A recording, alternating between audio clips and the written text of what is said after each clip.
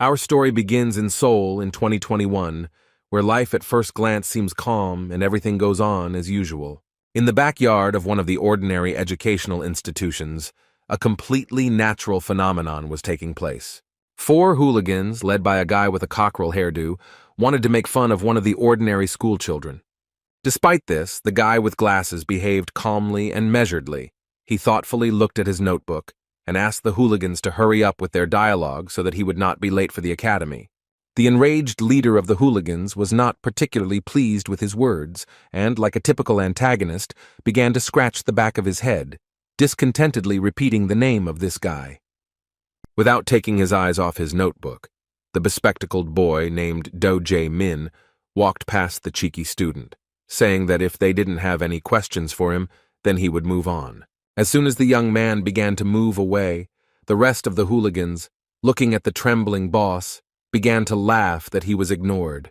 Of course, this seemed like a blow to his pride and authority, so Soo-hyuk shouted at the impudent youth that he should stop if he wanted to live. Do Jae-min continued to remain calm and didn't even look away from his notebook when the bully lunged at him with a punch. With a sly laugh, Jae-min closed his red notebook at the last moment, satisfied that his provocation had been taken in after all. At that moment, he suddenly changed the course of events with his sudden kick to the face of the boss of this gang of hooligans. The blow caused Soo-hyuk to lose his balance and fall to the ground, while his opponent, still standing, silently watched the result. The bully winced in pain. He was angry, and his whole body began to tremble from the simultaneous rage and helplessness in this situation. It seemed that after this, his authority would be significantly shaken. Jae-min looked at the boy lying on the ground, hoping that he realized that he was not the one to behave like that with. Getting up from the ground, Soo-hyuk grabbed his cheek and glared at his bastard, calling him an insulting nickname. Sighing heavily, he replied that the bully could act tough as much as he wanted, but only as long as he didn't touch him. Demonstrating calm and determination, he said that he was not interested in them because he had enough problems without them. Hearing such a bold speech, the guy who felt like a real gangster smiled slyly and said that he shouldn't act so self-confident in a fight where four people were standing against him. Jae-min stood with his hands on his hips and didn't even notice how a purple-haired bastard with a bat in his hands approached him from behind. With a sly smile, he struck the guy with glasses on the back of the head, and he barely remained conscious, almost falling to the ground. Coming from behind, the smug bully who had struck with the bat reminded Jae-min that he shouldn't be so overconfident, knowing that it wasn't just Soo-hyuk who was up against him. They really weren't joking with him. After this blow, blood started to flow from the back of his head, and it began to slowly drip onto the ground, staining his snow-white shirt. Everything suddenly changed in favor of the bullies, and Soo-hyuk began to laugh slyly. Sitting down opposite the poor guy, the disgusting leader of the gang of hooligans with a sly smile suggested that Jae-min was in damn pain after he missed such a vile blow to the back of his head.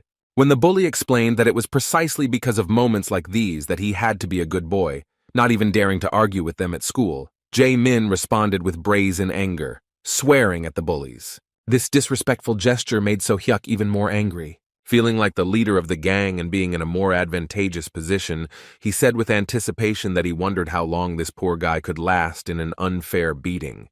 Looking haughtily at the boy who was barely able to kneel, he ordered his guys to take charge of his education. The disgusting bastards began to beat the poor guy without a drop of pity, and the smug Soo-hyuk began to slowly walk away, looking around with an evil grin. Suddenly he noticed a small purple glow appear in the air. He waved his hand, not losing his composure, but was surprised by what was happening. Looking around, he noticed that more and more of these small purple balls with a strange glow began to appear, and now they could be seen even next to his guys who were beating up Jae-min. Suddenly, this glow intensified significantly. These strange purple balls filled the area, and the light became simply blinding. Covering his eyes, Soo-hyuk couldn't see what was happening, and his friends suddenly stopped beating the poor guy. When the purple light stopped, the surprised boys began to discuss what had happened, but no one had any idea what the origin of this light was. Soo-hyuk didn't lose his composure, but he found it very strange. Taking advantage of the moment, Jae-min began to try to get to his feet with great difficulty. Seeing him trying to escape, Soo-hyuk pinned his head to the ground with his foot and shouted that he had no right to even move until they gave him permission. With a smug smile, the hooligan continued to enjoy this atmosphere of impunity, where he was at the top of the local hierarchy. Suddenly, a guy with black hair appeared next to him and said with surprise that the local hooligans had not changed even after 20 years. His sudden appearance caught the leader of the gang of hooligans by surprise, and he was even a little scared, although he tried not to pretend that it was so.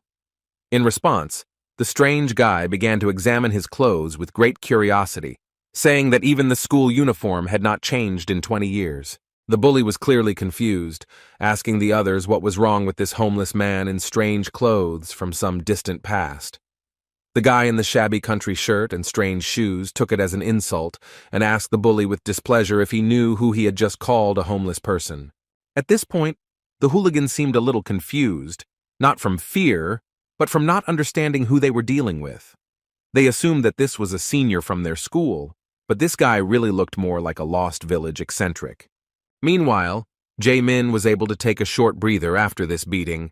He looked with particular interest at the strange guy who dared to appear in front of 3 hooligans with such calmness. Sighing, the dark-haired stranger said that although it all looked like a conflict between friends, it would not be very right to leave everything like this. He did not care whether the people in front of him were high school students or not. In response, the self-confident and as impudent as ever, So-hyuk pointed his finger at him and angrily said that he should stop meddling in other people's business and go where he was going. He continued his disrespectful speech by asking what some homeless guy was doing at their showdown. Asking if he really wanted to be beaten up by junior high school students, he nervously urged him to stop acting like a jerk and leave as quickly as possible.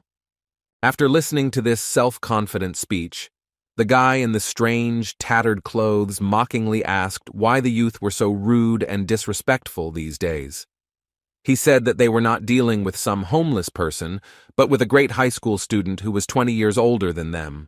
His words sounded like the ramblings of a madman, so So-hyuk placed his fist on the guy's chest as a warning and told him to run as far as he could before he got into trouble. The guy with the black unkempt hair had reached the limit of his patience, and in response he grabbed the rude man by the arm and said that he would break his arm if he continued to irritate him. This guy's grip was really strong, but he wasn't completely serious, and so Hyuk was able to break free from his grip, shouting that there was some crazy suicide in front of them. Now it was clear that this situation would not end without a fight. Swinging his fist high, an enraged So-hyuk shouted that the homeless man had played at being brave. He aimed his blow with all his might towards the face of the calmly standing guy. However, the mysterious stranger easily avoided this furious blow. So-hyuk didn't even have time to realize that he had missed. Looking to the side, he saw that the crazy stranger had managed to slip away and was already standing a few meters away from him. With his hands folded in front of him, the boy in village clothes responded to his insolence by saying that he had gone too far in calling the high school student crazy. Looking at his hand, he sternly said that they would still receive their punishment, but first they would be able to see something incredibly frightening. After this mysterious speech, the stranger raised his hand high and began to pronounce some mysterious words with a frighteningly confident expression on his face. Every word he said reminded the kids of the moment in some movie where a villainous magician suddenly appears. Having finished some unintelligible spell reading, the stranger snapped his fingers. The boys were horrified, because they didn't know what else to expect from the madman, before whose appearance a mysterious purple light appeared. However, despite their worries, nothing happened, and after the strange movements of this young man, silence reigned on the back platform of the school. The weird high school boy with the weird haircut didn't understand why his spell wasn't working. He kept snapping his fingers in different directions, but nothing happened. The bullies he encountered started to lose their temper.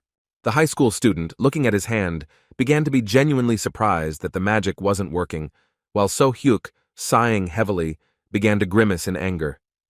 He couldn't believe that in one day he would meet 2 idiots who behaved incomprehensibly. First, they came across a bespectacled man who dared to contradict them on his own. The second irritable person turned out to be some crazy guy who was doing some kind of nonsense right in front of their eyes.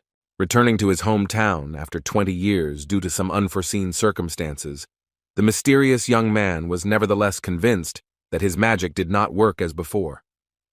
However, even despite this, he looked at the impudent bully and understood that he could not just give it up. Looking at So-hyuk, He said threateningly that even though he hadn't managed to scare them with his abilities, they had already played too much. A moment later, the mysterious high school student appeared right in front of the leader of the bullies and aimed his flick at him. The blow was so strong that it threw the poor guy several meters away, so Hyuk found himself on the ground for the second time in 20 minutes after he hit his back hard against the wall. Everyone present was shocked. Jae-min couldn't believe what had happened, and the frightened hooligans couldn't even move from their place. One flick from this terrifyingly strong senior was enough to knock one of the school's strongest bullies unconscious. From such a strong blow, smoke began to come out from the high school student's middle finger. With a smile that anticipated the fun, he slyly, and at the same time maliciously asked who would be next.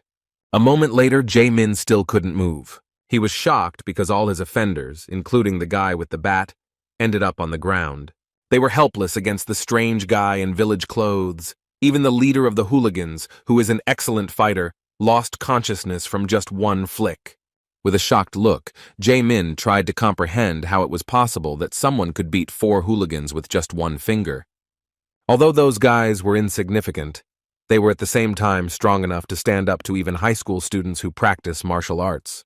The discipline lesson was over, but it remained a mystery to everyone who this strange guy in ridiculous clothes was and what he was doing in this school. Rising to his feet, Jae-min bowed and respectfully thanked the stranger for his help. When the strange guy started looking intently at him, the guy with glasses thought that he was worried about his condition, so he said that he was fine because his hard head was capable of withstanding even greater loads. However, what the strange young man was interested in caught him off guard. This high school student in homeless clothes wanted to know what day it was. In response, the guy in glasses said that it was now the 10th of September. The stranger was truly surprised when he learned that we were talking about. Putting his hand to his face, the stranger began to talk in surprise about how he was called in 2016, so he thought that after 20 years of his absence in Seoul, exactly 20 years should have passed. He did not understand what had happened wrong, that during his absence in this world, only 5 years had passed. While Jae-min couldn't figure out what was wrong with this strange guy, he decided that it was for the best. Saying goodbye to the poor guy with glasses, the dark-haired weirdo asked him not to get into any more fights. The strange guy began to leave, but his identity remained a mystery. Suddenly he stopped and raised his hand up, raising even more questions about his sanity. He seemed too crazy for a high school student, as his behavior once again seemed crazy due to him snapping his fingers and nervously shouting about some kind of teleportation. After trying in vain to use some crazy magic, he suddenly turned around and looked at the guy with glasses again, causing his whole body to tremble. Then he began to slowly walk towards him, causing genuine fear due to the mystery and strangeness of his actions. When he approached the bespectacled guy, he awkwardly asked him what his name was. Jae-min introduced himself but was clearly confused, not knowing what to expect from this madman. Looking at the poor fellow with particular curiosity, the high school student asked if he had any money. The abnormal person literally cornered the decent student and started whispering nonsense in his ear about how he had returned too early and still couldn't use his magic. The high school student confessed that he had just returned from another world to Earth via molecular teleportation. When he started talking about how something had happened to the mana management system during the process, Jae-min couldn't stand it and anxiously asked how much money he needed. Even though this guy asked for 2,001, Jae-min was kind enough to give him a whole 5,001 just to get him to leave him alone. Walking through the city, the high school student thought about what a good friend he had met, because he even gave him money, so he would need to repay him somehow. Looking at the building with its shiny windows, he suddenly began to stare at his reflection and stopped. 20 years had passed since his teleportation to the magical world, but in earthly time it was only 5 years, and now he had no doubt that he was very lucky in this regard. Now 24 years old, he knew that his family would likely still recognize him. On the way, he saw something strange, something that was different from the ordinary situation 5 years ago.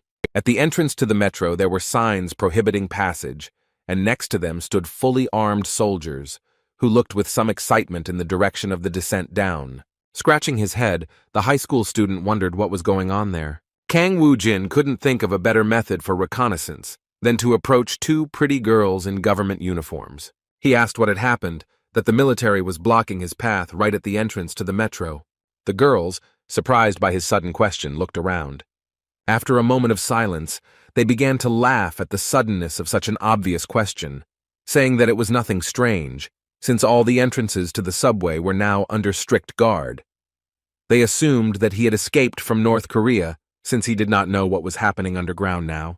As they left laughing, they still hadn't given him a clear answer, and Woo Jin wondered if he should teach them a lesson in politeness. Still, he didn't raise his hand to the girls and walk towards the bus stop to take the bus home instead of the metro. As he had guessed, there were no military personnel at the stop, but he found another entrance to the metro nearby that was not guarded by the military. His curiosity led him downstairs, where he found himself confronted with a grate blocking further progress into the subway. There was a lock on the door, which made him realize that something was indeed happening in the subway. It was locked here, and there was no light at all. Moreover, it was clear that even the booth where tickets were bought was covered in dust, because no one had been down there for a long time. To his surprise, the key to the door lock was lying in plain sight. The curious boy who had returned from another world went further.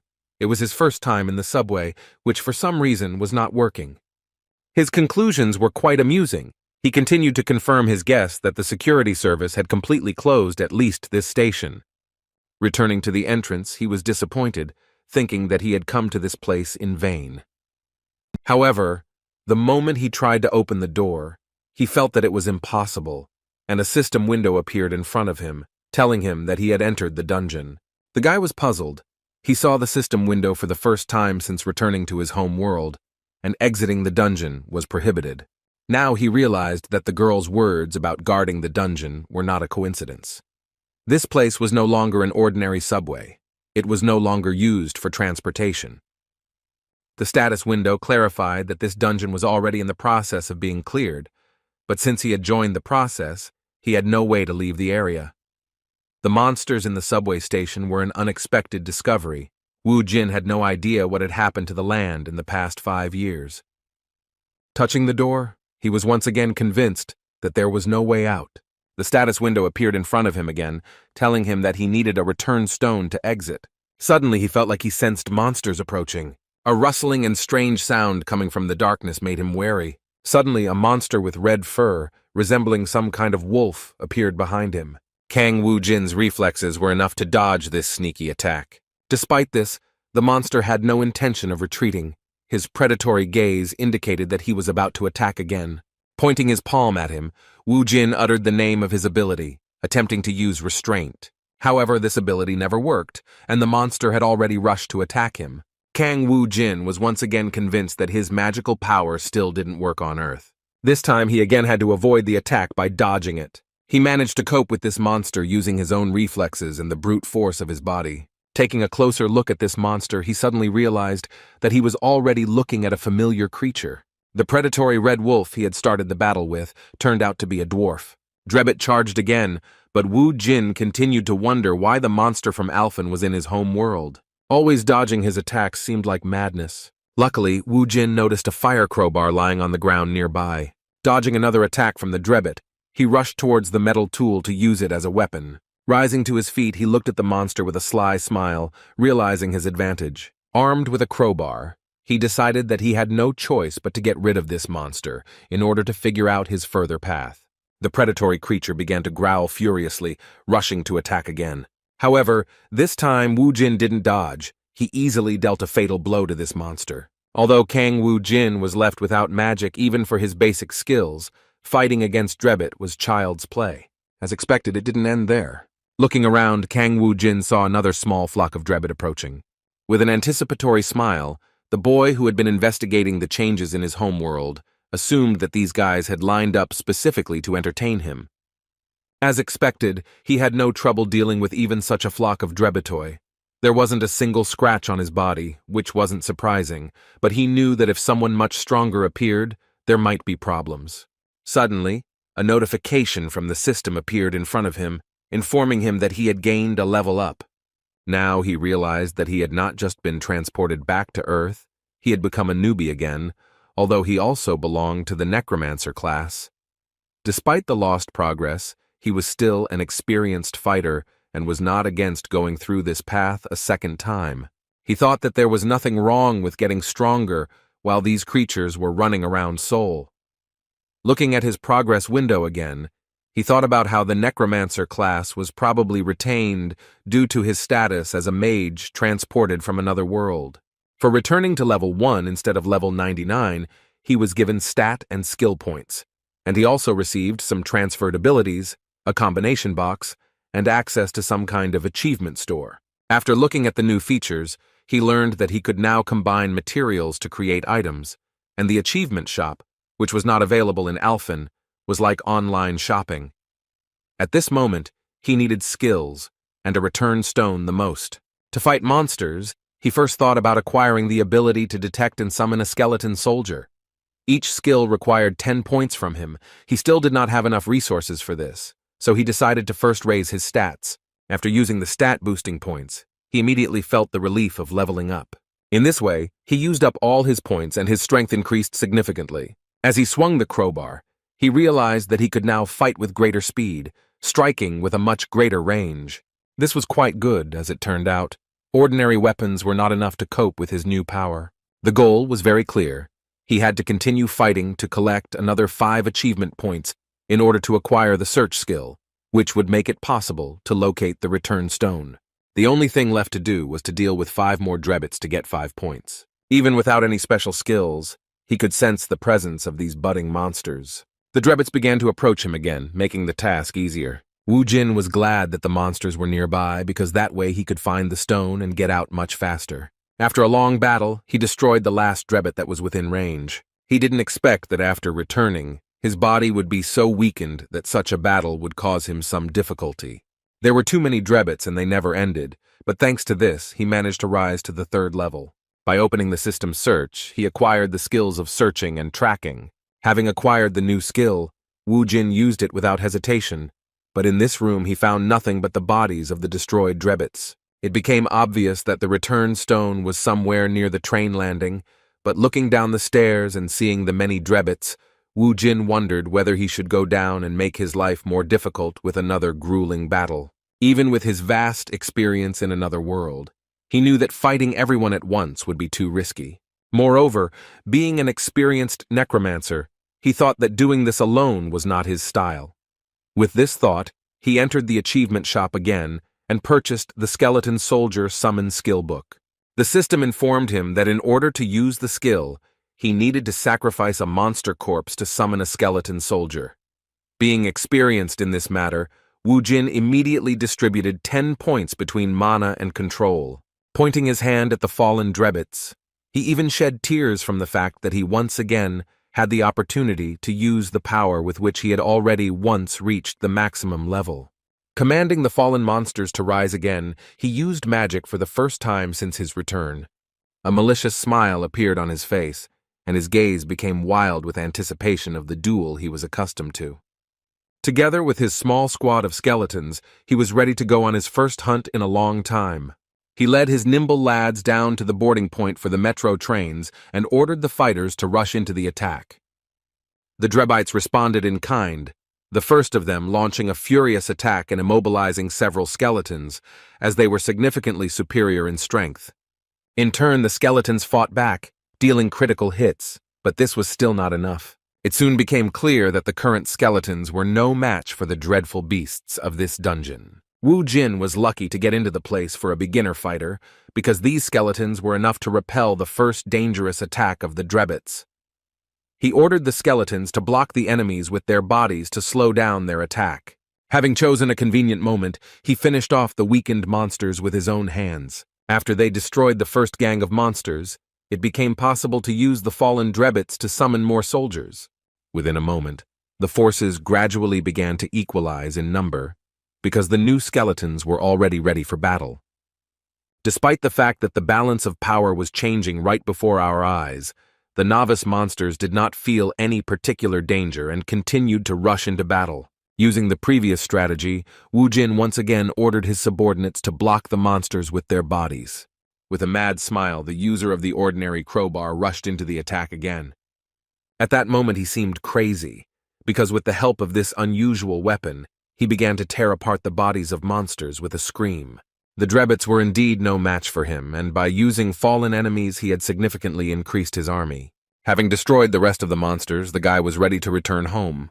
He used the search skill again, and a noticeable red light appeared nearby, indicating the location of the return stone. Meanwhile, one of the government workers began walking towards this descent into the metro, near which there was no security. The guy, with his hands in his pockets, went downstairs, not suspecting what had happened during his absence. Looking at the grate that blocked the descent into the metro, he was stunned. During his absence, someone broke in, which he clearly did not expect. The emotion of panic was clearly visible on his face. This was due to the realization that some crazy civilian had gotten inside. The boy clutched his head, realizing that it would be the end for him if anyone found out about what had happened. He started calling somewhere, thinking that he should call for help as quickly as possible in order to find the madman who most likely already said goodbye to his life in a battle with monsters. Suddenly, he caught his breath as he saw a blue glow on the other side of the bars. Some kind of portal appeared in front of him through which Wu Jin came out. The boy suddenly started screaming and stopped the phone call when he saw that some strange high school student in village clothes was able to get inside and return to the entrance of the dungeon without any problems. Seeing Wu Jin, he shouted and assumed that he was one of the awakened ones. Meanwhile, on the streets of Seoul, there was another young man who had quietly snuck into the dungeon without any permission or hunter's license. His backpack was full of red mana crystals, which he called quite a catch. Apparently, this wasn't the first time he had done something like this. Looking at his trophies, he talked about the injustice of the current world. According to him, the scum from the guilds get all the profits for themselves, although in reality, it is people like him who risk their lives participating in raids. Pleased with his catch, the guy began to slowly walk towards the exit of these back alleys, arguing out loud that only fools would take this stuff to the procurement center, considering that on the black market, these crystals would fetch several times more. Suddenly, he froze in place when he heard a female voice calling him a rat. He turned around and asked in panic who was following him, and in response, he heard a question about how much he had managed to steal in this way. With a dominant tone of voice, the woman with red hair and bright red lipstick said that he was hardly unprepared for the consequences. The confident girl, who is an awakened warrior class, introduced herself to him as the scythe-wielding Death, who came to take back what was stolen from her. The boy was in a bad situation, being cornered by the captain of the Cinnabar team from the Hwarang Guild. Lee Yoon-hee asked with a menacing look how he dared to steal the bloodstones from their dungeon. With her hands outstretched, she seemed to be offering him a compromise, saying that if he already knew her, then they could settle the matter in a less bloody way if he went with her. However, the boy was trembling with fear, knowing that being caught was a disaster, and running into her was death. The only chance he had to survive was to escape immediately, so he immediately began using magic. At that moment, he used magic, shouting that he would never surrender to some dogs from the big guilds. With these words, he aimed a large number of ice magic bullets at her. However, the experienced A-rank hunter easily dodged them, continuing to track the poor guy's every move. His maneuver didn't delay Yoon-hee for a second, but the boy had no other option but to start escaping.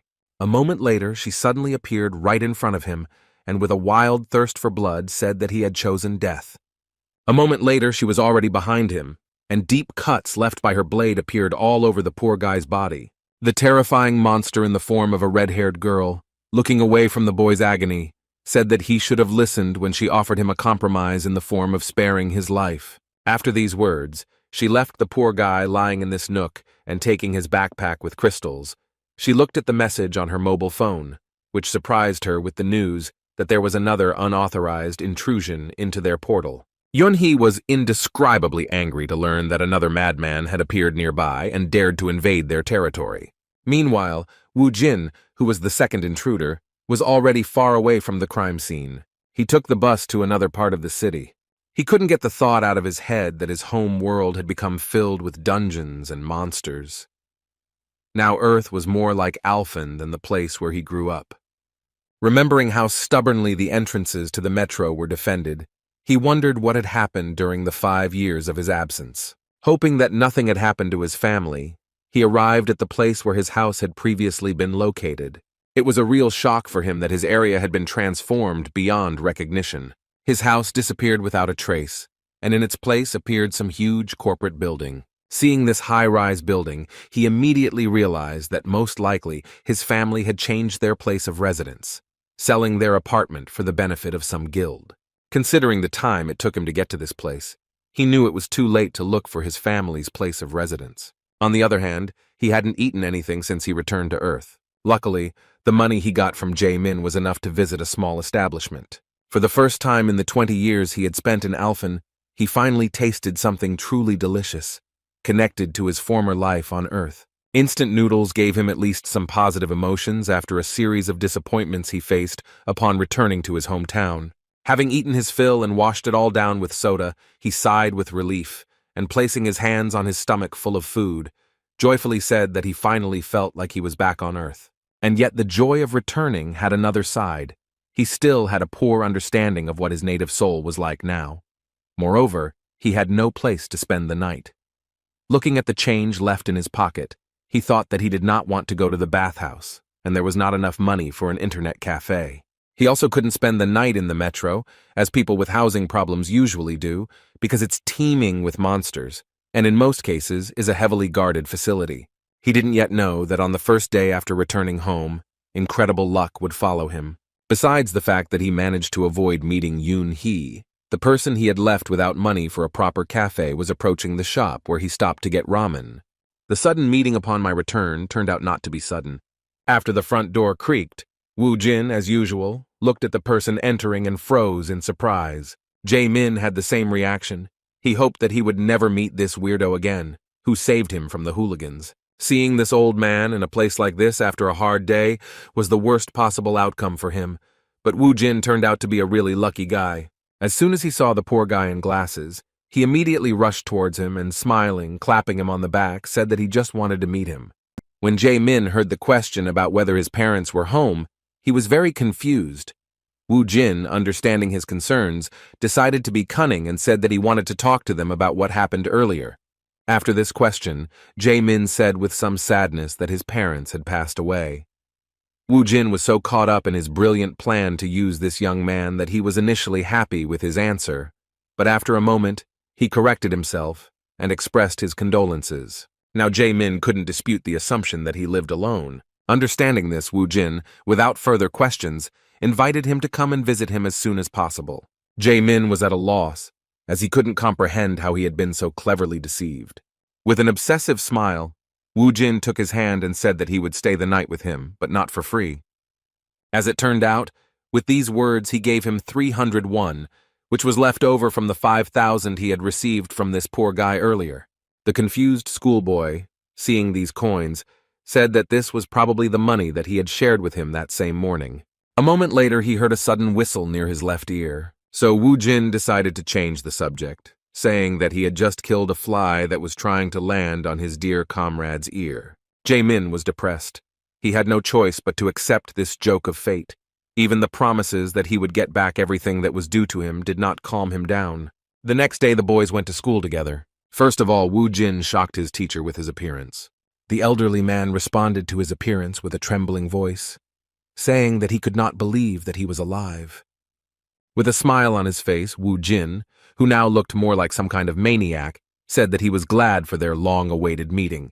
Over a cup of coffee, they had a short conversation in which the teacher tried to find out where Woo Jin had been all this time. Everyone was afraid that he had died due to the sudden appearance of dungeons from which monsters began to break through. In response, Woo Jin said that he technically died and came back. As expected, the teacher didn't pay much attention to such nonsense, still thinking that this guy had become very strange and needed psychological help. The conversation that followed concerned what was happening at this time, but due to the stupidity of the questions asked, Woo Jin never learned anything interesting. The only useful information he got from his teacher was the list of students in the school.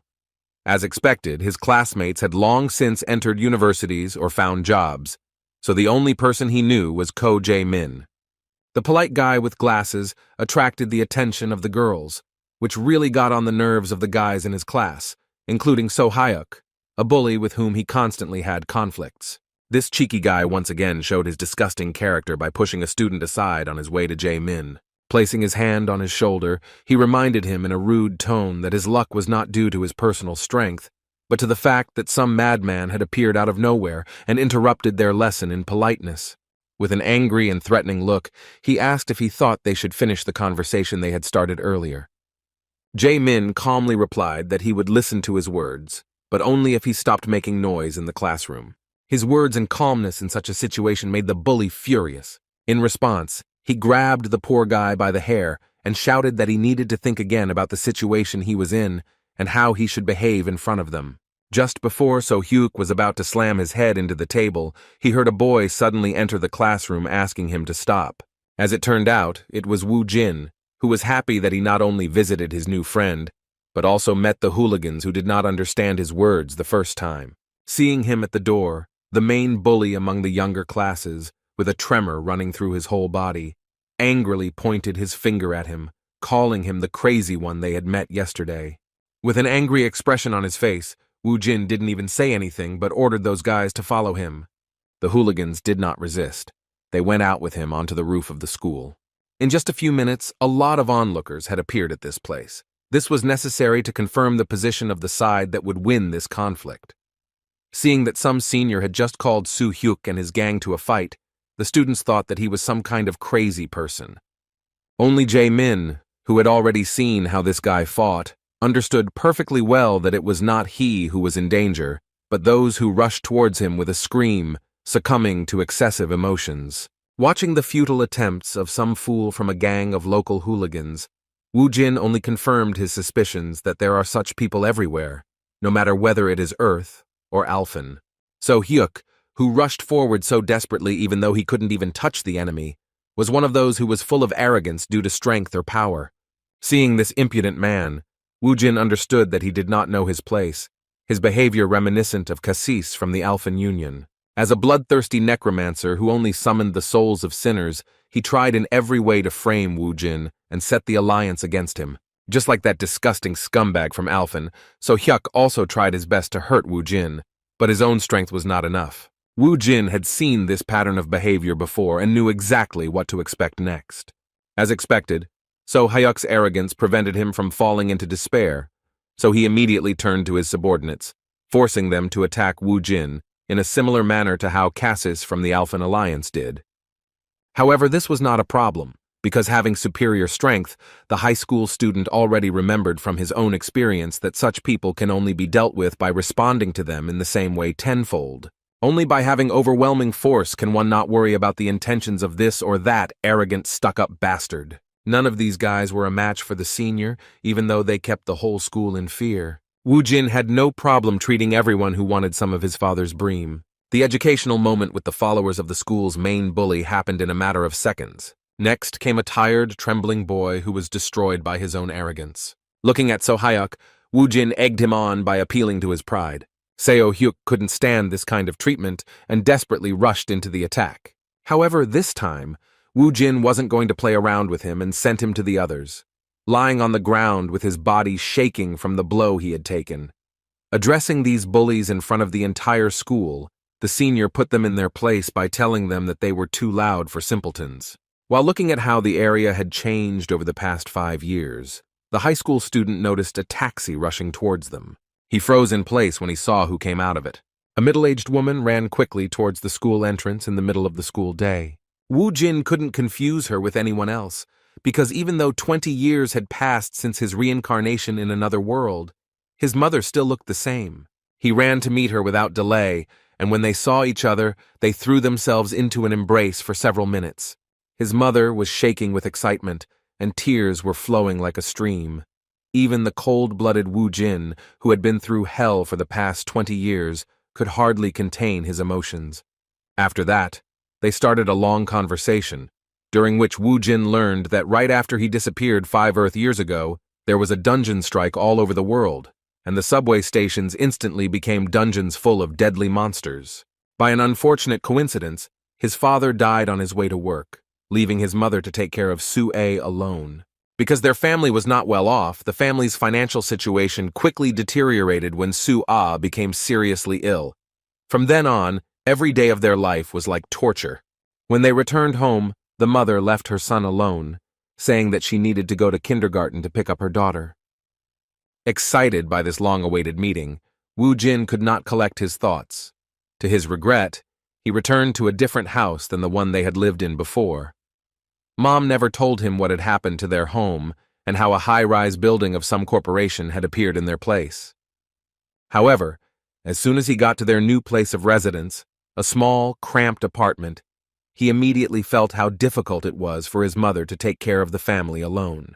Just looking around the house, he immediately realized that such a family would not fit here. In one of the boxes by the wall were things from the previous house, things that belonged to him and his dad. Most likely, his mother simply could not throw away such valuable things associated with them. The realization of the reason why his mother couldn't throw them out made even his cold heart freeze immediately. An hour later, Mom and Sue returned home, and the little sister finally met her older brother. The shy little girl hid behind her mother, but her brother's smile inspired confidence in her. Sitting down opposite her, Woo Jin asked if she remembered him and how he changed her diapers when she was little. In response, Sue became embarrassed and said that she no longer peed. As it turned out, the mother had been working in a restaurant all this time, but for the first time in a long time, she took a day off to spend the day with her family after the return of her beloved son. The family atmosphere melted the cold ice in Woo Jin's heart, and he even played with his little sister before they had dinner. Night fell and they went to bed. However, Woo Jin couldn't fall asleep for a long time, thinking about what his family's life was like now. He understood that the world was no longer the same as before, and he also needed to change and adapt. 20 years ago, he was summoned by Alphen for no reason. That world looked more like a game than anything like Earth. Thrown into such a wild environment where everything around him was deadly, he fought harder than anyone to survive at any cost against the brutal monsters and creatures of Alphen. Finally, after many years of countless battles, he became a maximum-level necromancer, gaining unprecedented power. With no end in sight for his long journey, he returned to Earth after meeting with the spatial administrator, and he came all this way just to finally be reunited with his family, which he had never stopped thinking about all this time. He just wanted normal happiness, but the Earth he returned to had changed almost beyond recognition. Not only is there a new order with the dungeons and corporations, his father is dead, and his family is barely making ends meet. Woo Jin couldn't accept this. He had no other option but to earn a decent amount of money to support his family.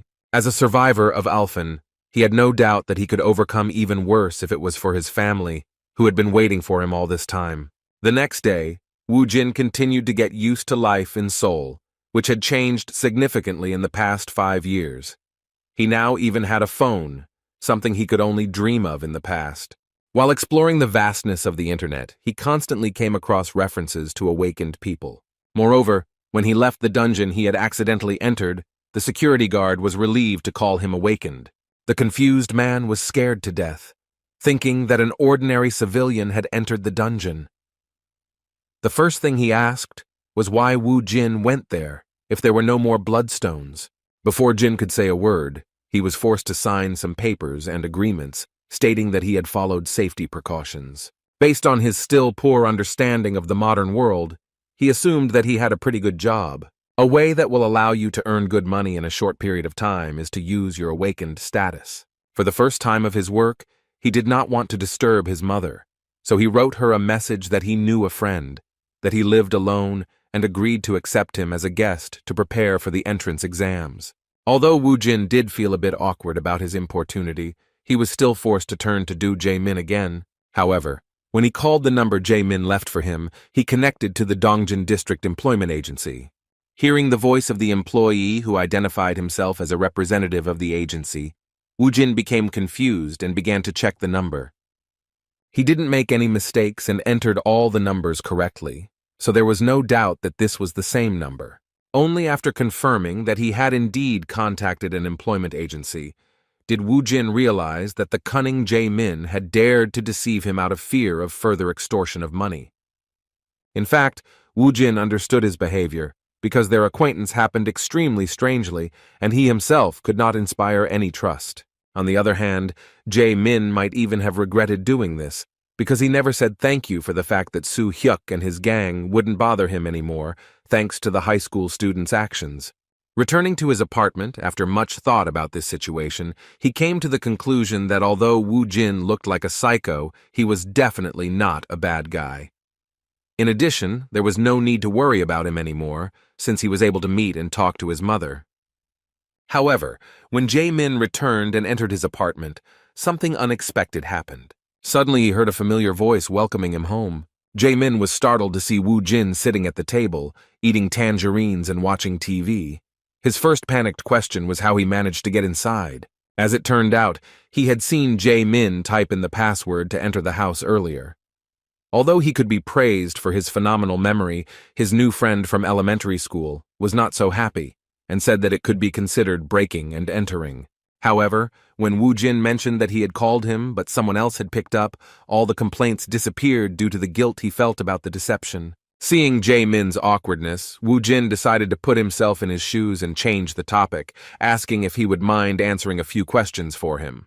Within a moment, the conversation took on a completely different emotion, because Jae-min had discovered the truth about Woo Jin being an awakened person. Now everything fell into place for him, because he had already observed how amazing the strength of this high school student was. The first question that interested Woo Jin was how much money the people who awakened after the dungeons appeared made.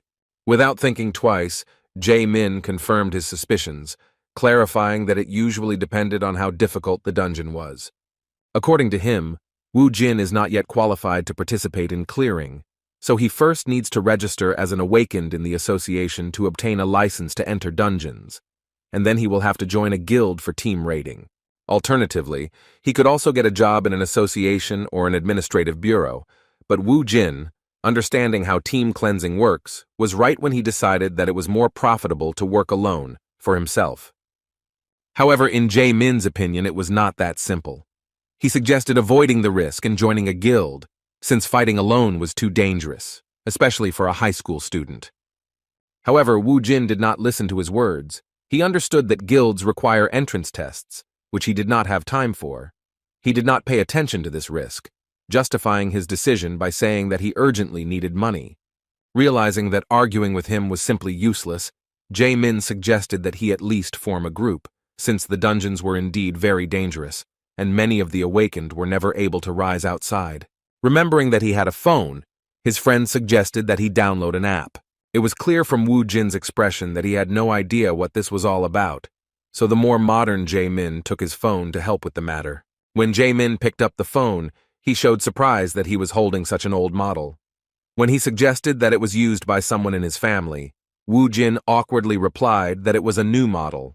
He was truly furious when he found out that this mobile had been on the market for 4 years, which meant that the seller had cheated him by selling it as new. The cheeky owner of a small shop convinced him that it was the best-selling phone at the time, being a long-lasting model used by a huge number of famous awakened people. While Woo Jin was dreaming about how he would beat all the bad manners out of that salesman, Jae-min managed to enter the dungeon forum with the help of a slow technological device, and said that one could find information about dungeons there and reserve them in advance. Woo Jin thought that he was now ready to earn all the money in the world, but his ardor was dampened by the reminder that he needed to attain the awakened rank first. Moreover, Jae-min was sure that he would simply die if he rushed into the first dungeon without discrimination. When the old phone was returned to its owner, the truth about the entrance fee was also revealed. Jae-min clarified that when it comes to the entrance fee, it is important to know that even for low-level dungeons, you will need to pay 10,000 won. The issue of money, as usual, continued to be acute and problematic.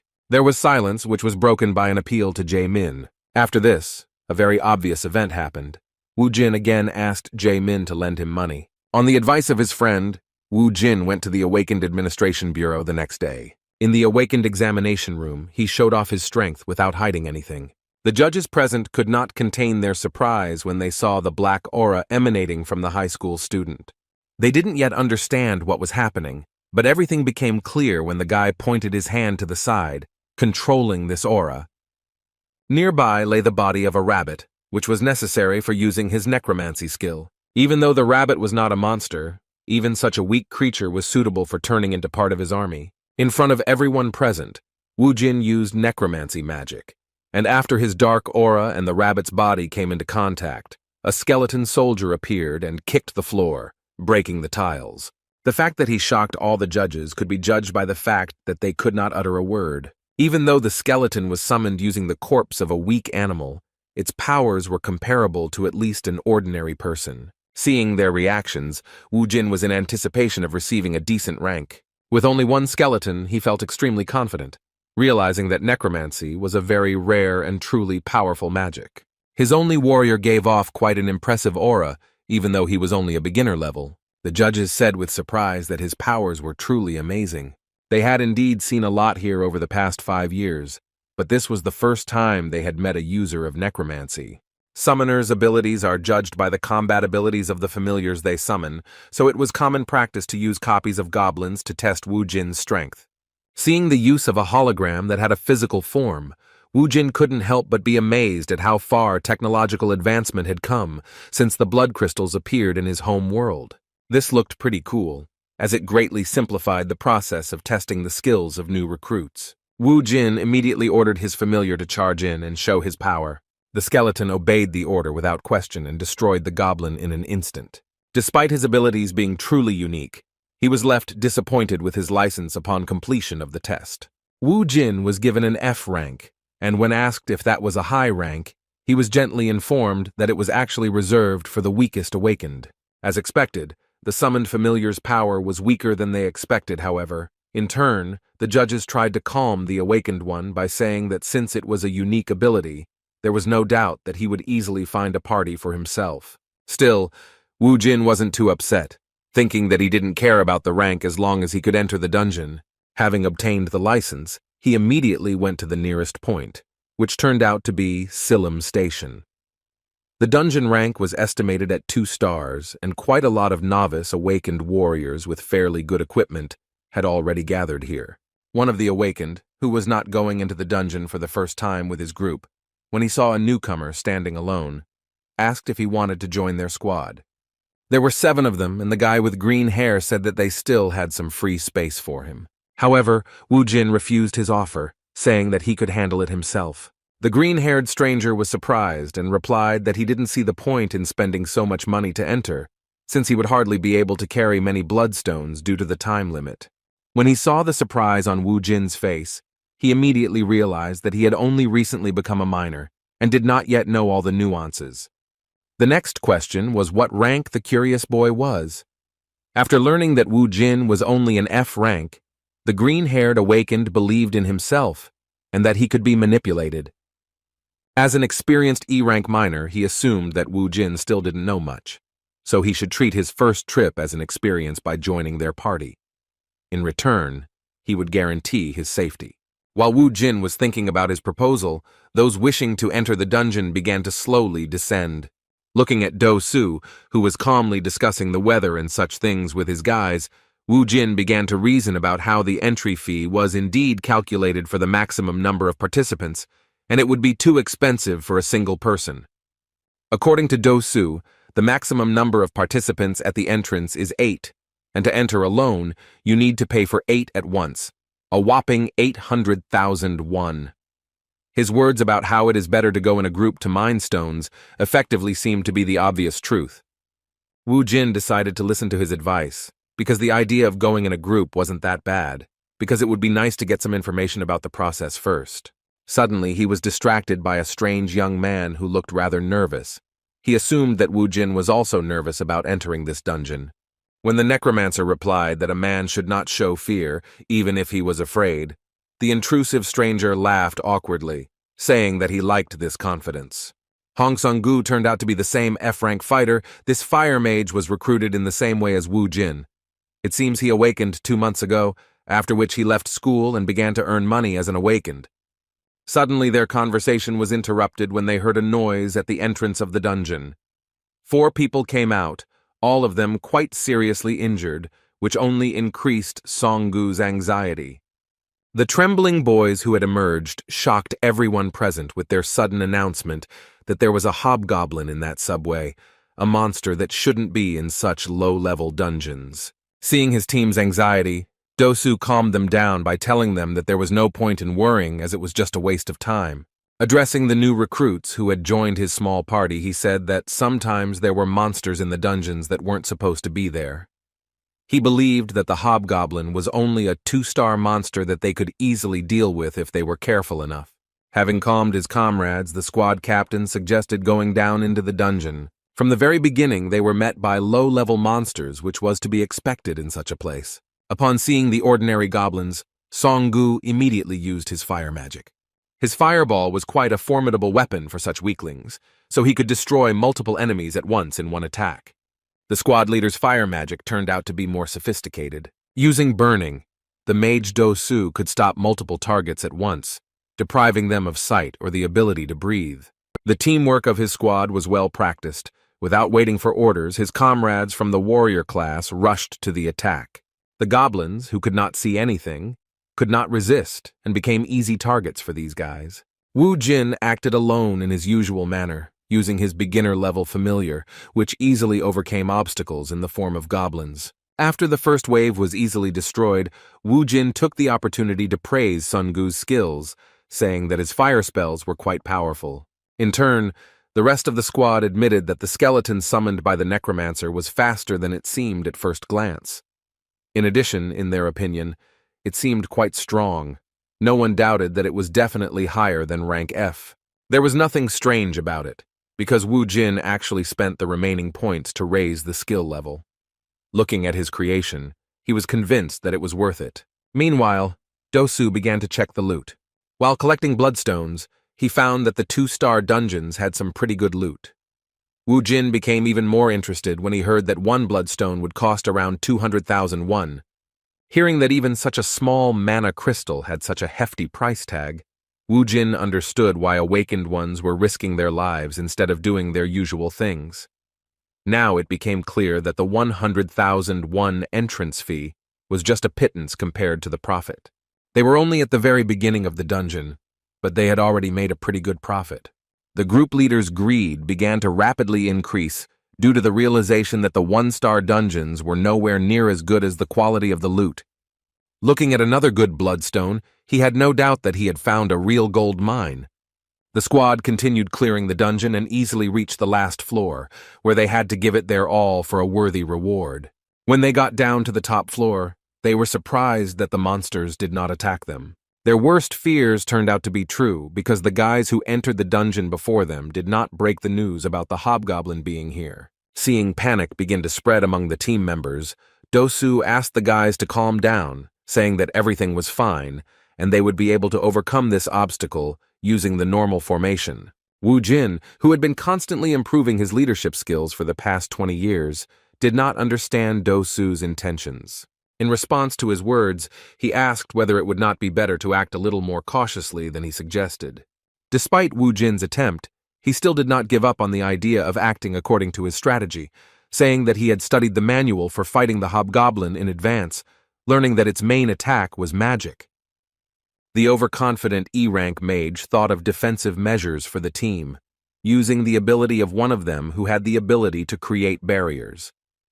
The leader believed that if they blocked the first attack and got closer, then victory would be assured. Despite his experience, which literally screamed at him that everything was not so simple, Wu Jin decided not to argue with the team leader, because his guys were under his personal responsibility. As expected, the fearsome hobgoblin greeted them using magic. Seeing him raise his magic cane, Do-su immediately shouted at his comrade to immediately use magic to block the attack. This guy's barrier was unique, so it didn't matter what kind of magic he encountered. The hobgoblin turned out to be a user of lightning magic, but its power was not enough to destroy the magician's defense. Having repelled the enemy's first attack, Do-su ordered the boys to go on the offensive. First of all, the team leader blinded the enemy by using the hobgoblin's eye burn.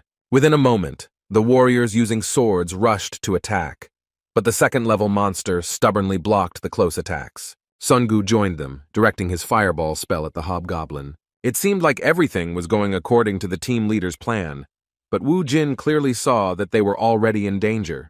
Among the monsters he encountered on Alphen were hobgoblins. Compared to ordinary goblins, these guys had high intelligence, which became clear when the enemy cast a spell. Based on his experience, Wu Jin knew better than anyone that the real danger of this beginner-level monster was not its magic. While fighting the hobgoblin, the boys completely forgot about where the small goblins had disappeared to. As it turned out, they hid on the floor and even armed themselves with improvised means, and their look and behavior suddenly changed. With a tremor in his voice, one of the team members said that those guys were different from what they had seen before. Taking advantage of the situation, one of the goblins secretly fired a dart from around the corner at one of the squad members. His victim was a warrior in armor, the dart hitting him right in the neck. His whole body became paralyzed and he began to tremble from unbearable pain.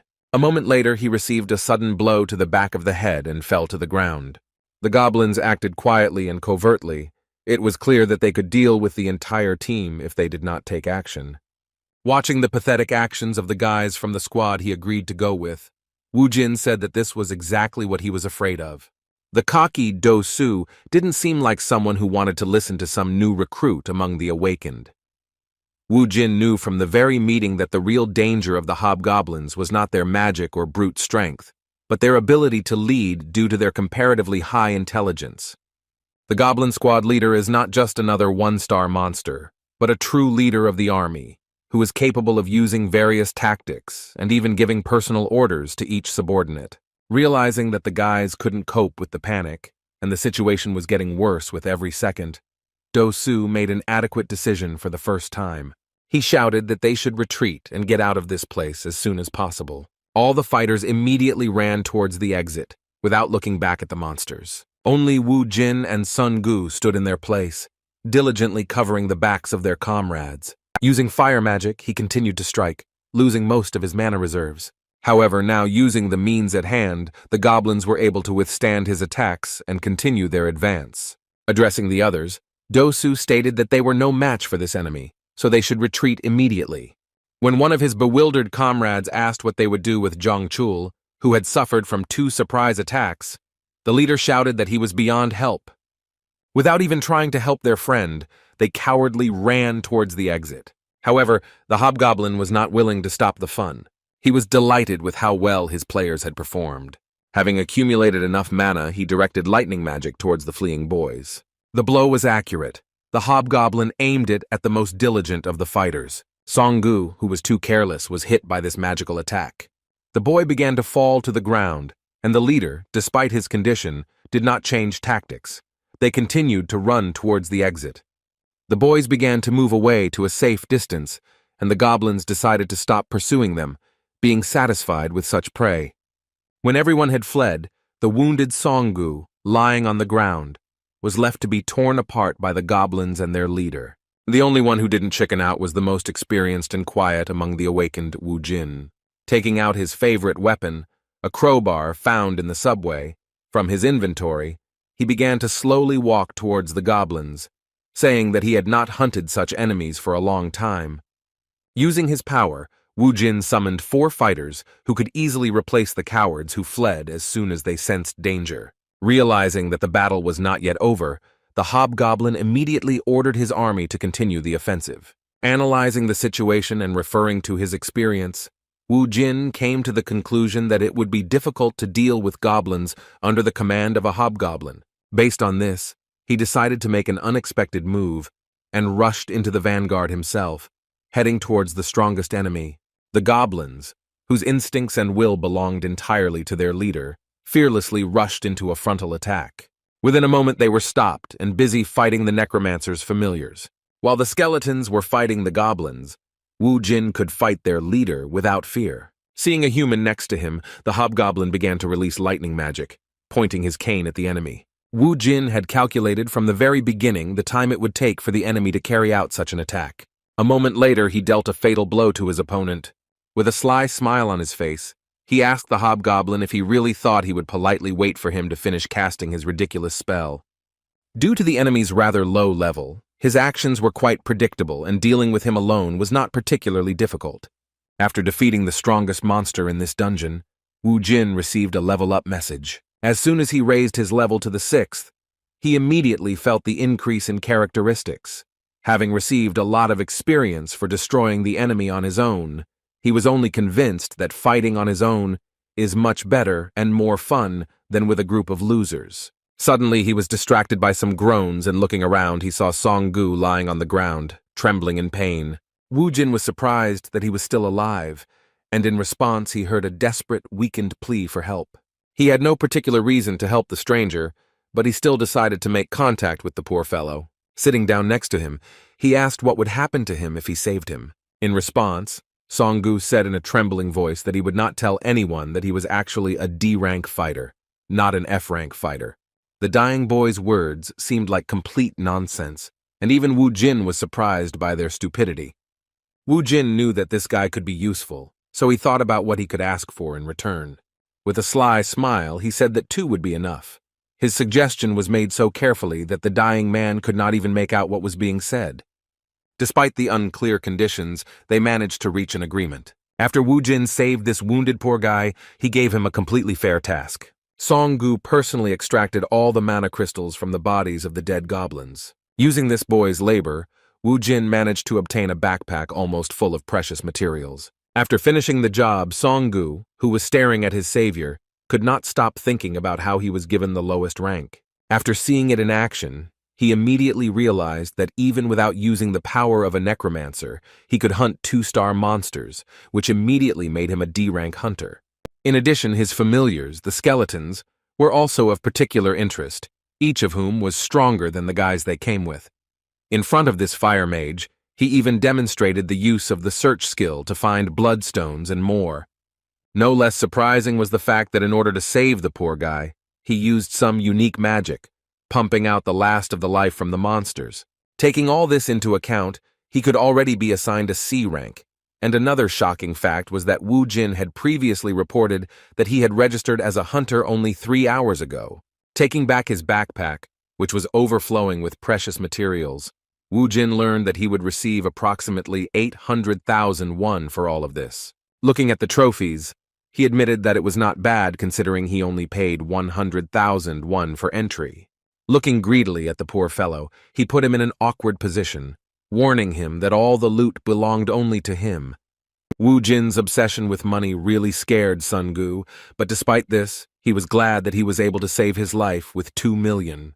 Having finished collecting the mana crystals, the guys went to pick up the return stone. Suddenly, Wu Jin felt a slight thirst for blood, causing him to stop and ask his new comrade to wait at a safe distance. It was difficult to see where the danger was coming from at first glance, but Wu Jin was sure that an enemy ambush was waiting for them ahead. Looking around, he made sure that there were no more monsters here. Based on this, it became clear that the problem was with those scumbags who abandoned them to their fate. When Wu Jin shouted for them to finally show themselves, the cowards hesitantly took a few steps out of the shadows.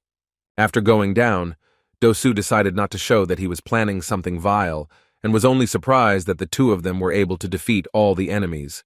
Seeing that Song-gu didn't fully understand the situation, Wu Jin warned him that if they came any closer, those scumbags would deal them a vile blow.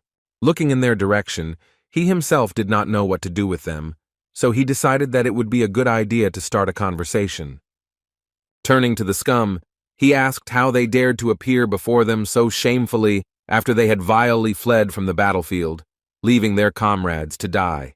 Moreover, he immediately pointed out the strangeness in their behavior, namely, that if they really decided to escape from the dungeon, they should have stayed at the barrier, without returning to the lower floors. Trying to defend themselves from the direct hints that they were traitors, the group leader said with a stupid laugh that there was no need to accuse his teammates so rudely. With a false air of friendliness in his gestures, he tried to justify himself by saying that they had simply returned to clear the dungeon after a tactical retreat. According to him, they were very surprised that all the monsters had already been destroyed by that time. Looking at the backpack overflowing with crystals, he asked with a sly smile how they managed to defeat such a serious opponent. Wu Jin had no intention of playing his dirty games, and said in a serious tone that they should not delay their vile plan. Taking off his backpack with precious materials that most likely interested the leader of their group, he assumed that those naive fools wanted to run away after receiving the return stones. But now they saw that everything was cleared out here, and the money itself was coming to meet them.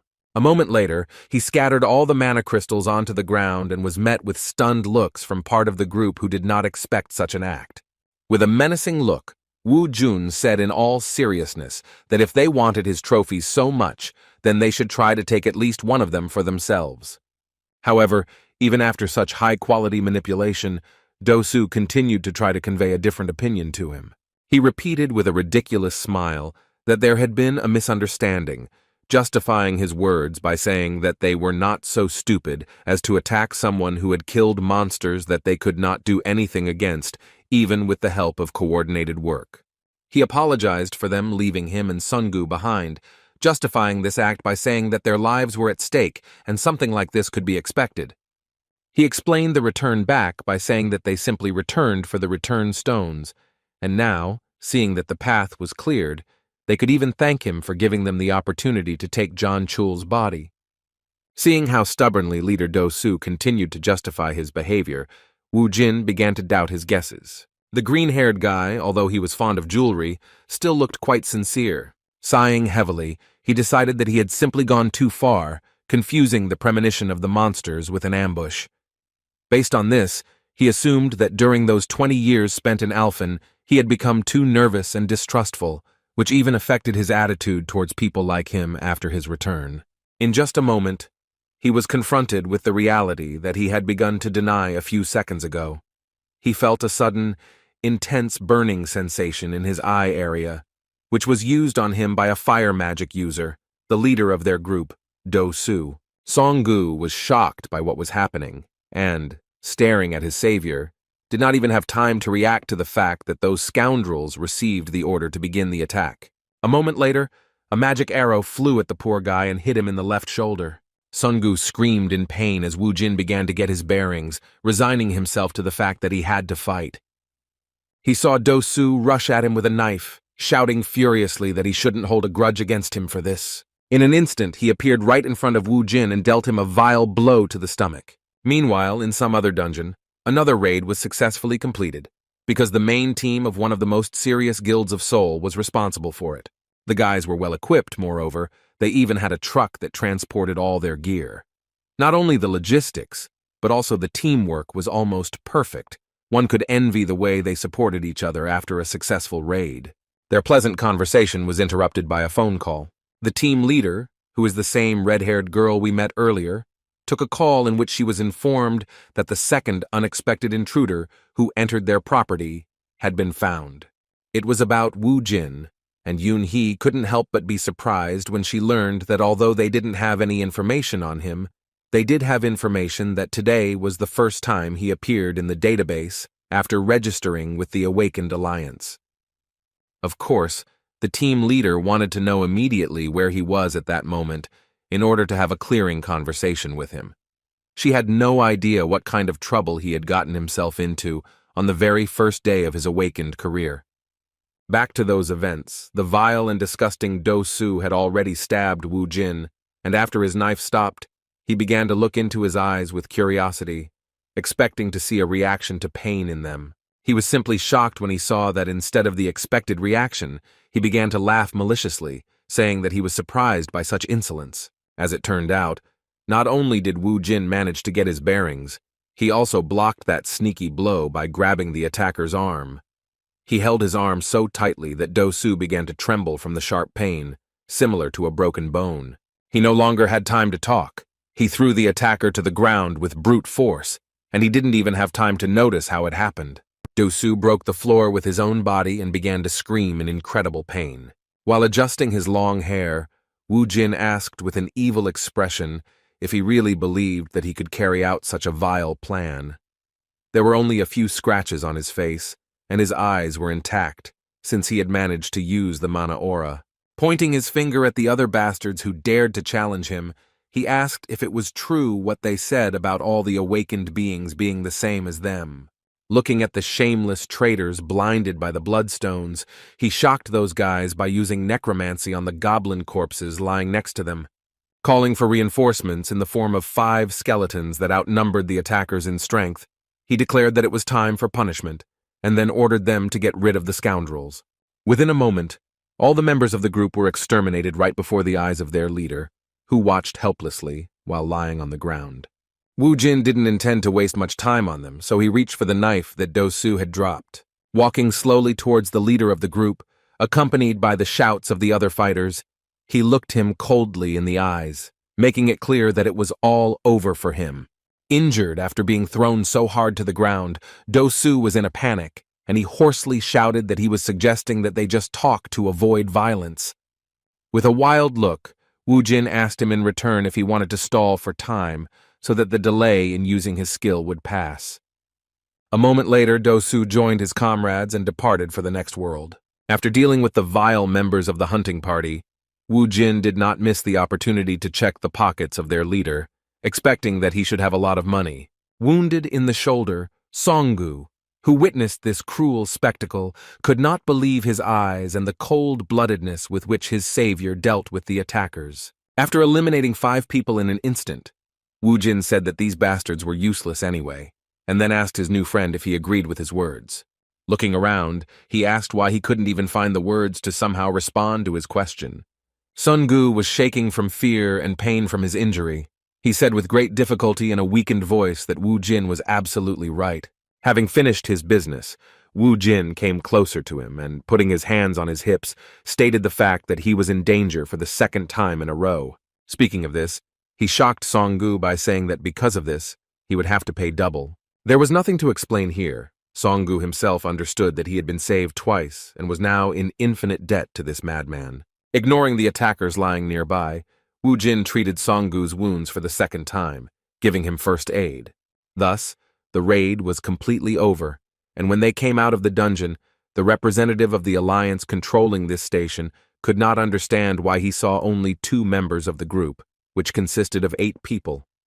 When asked why there were only 2 of them, Wu Jin calmly replied that all of their other comrades had been killed by monsters that were much stronger than they had expected.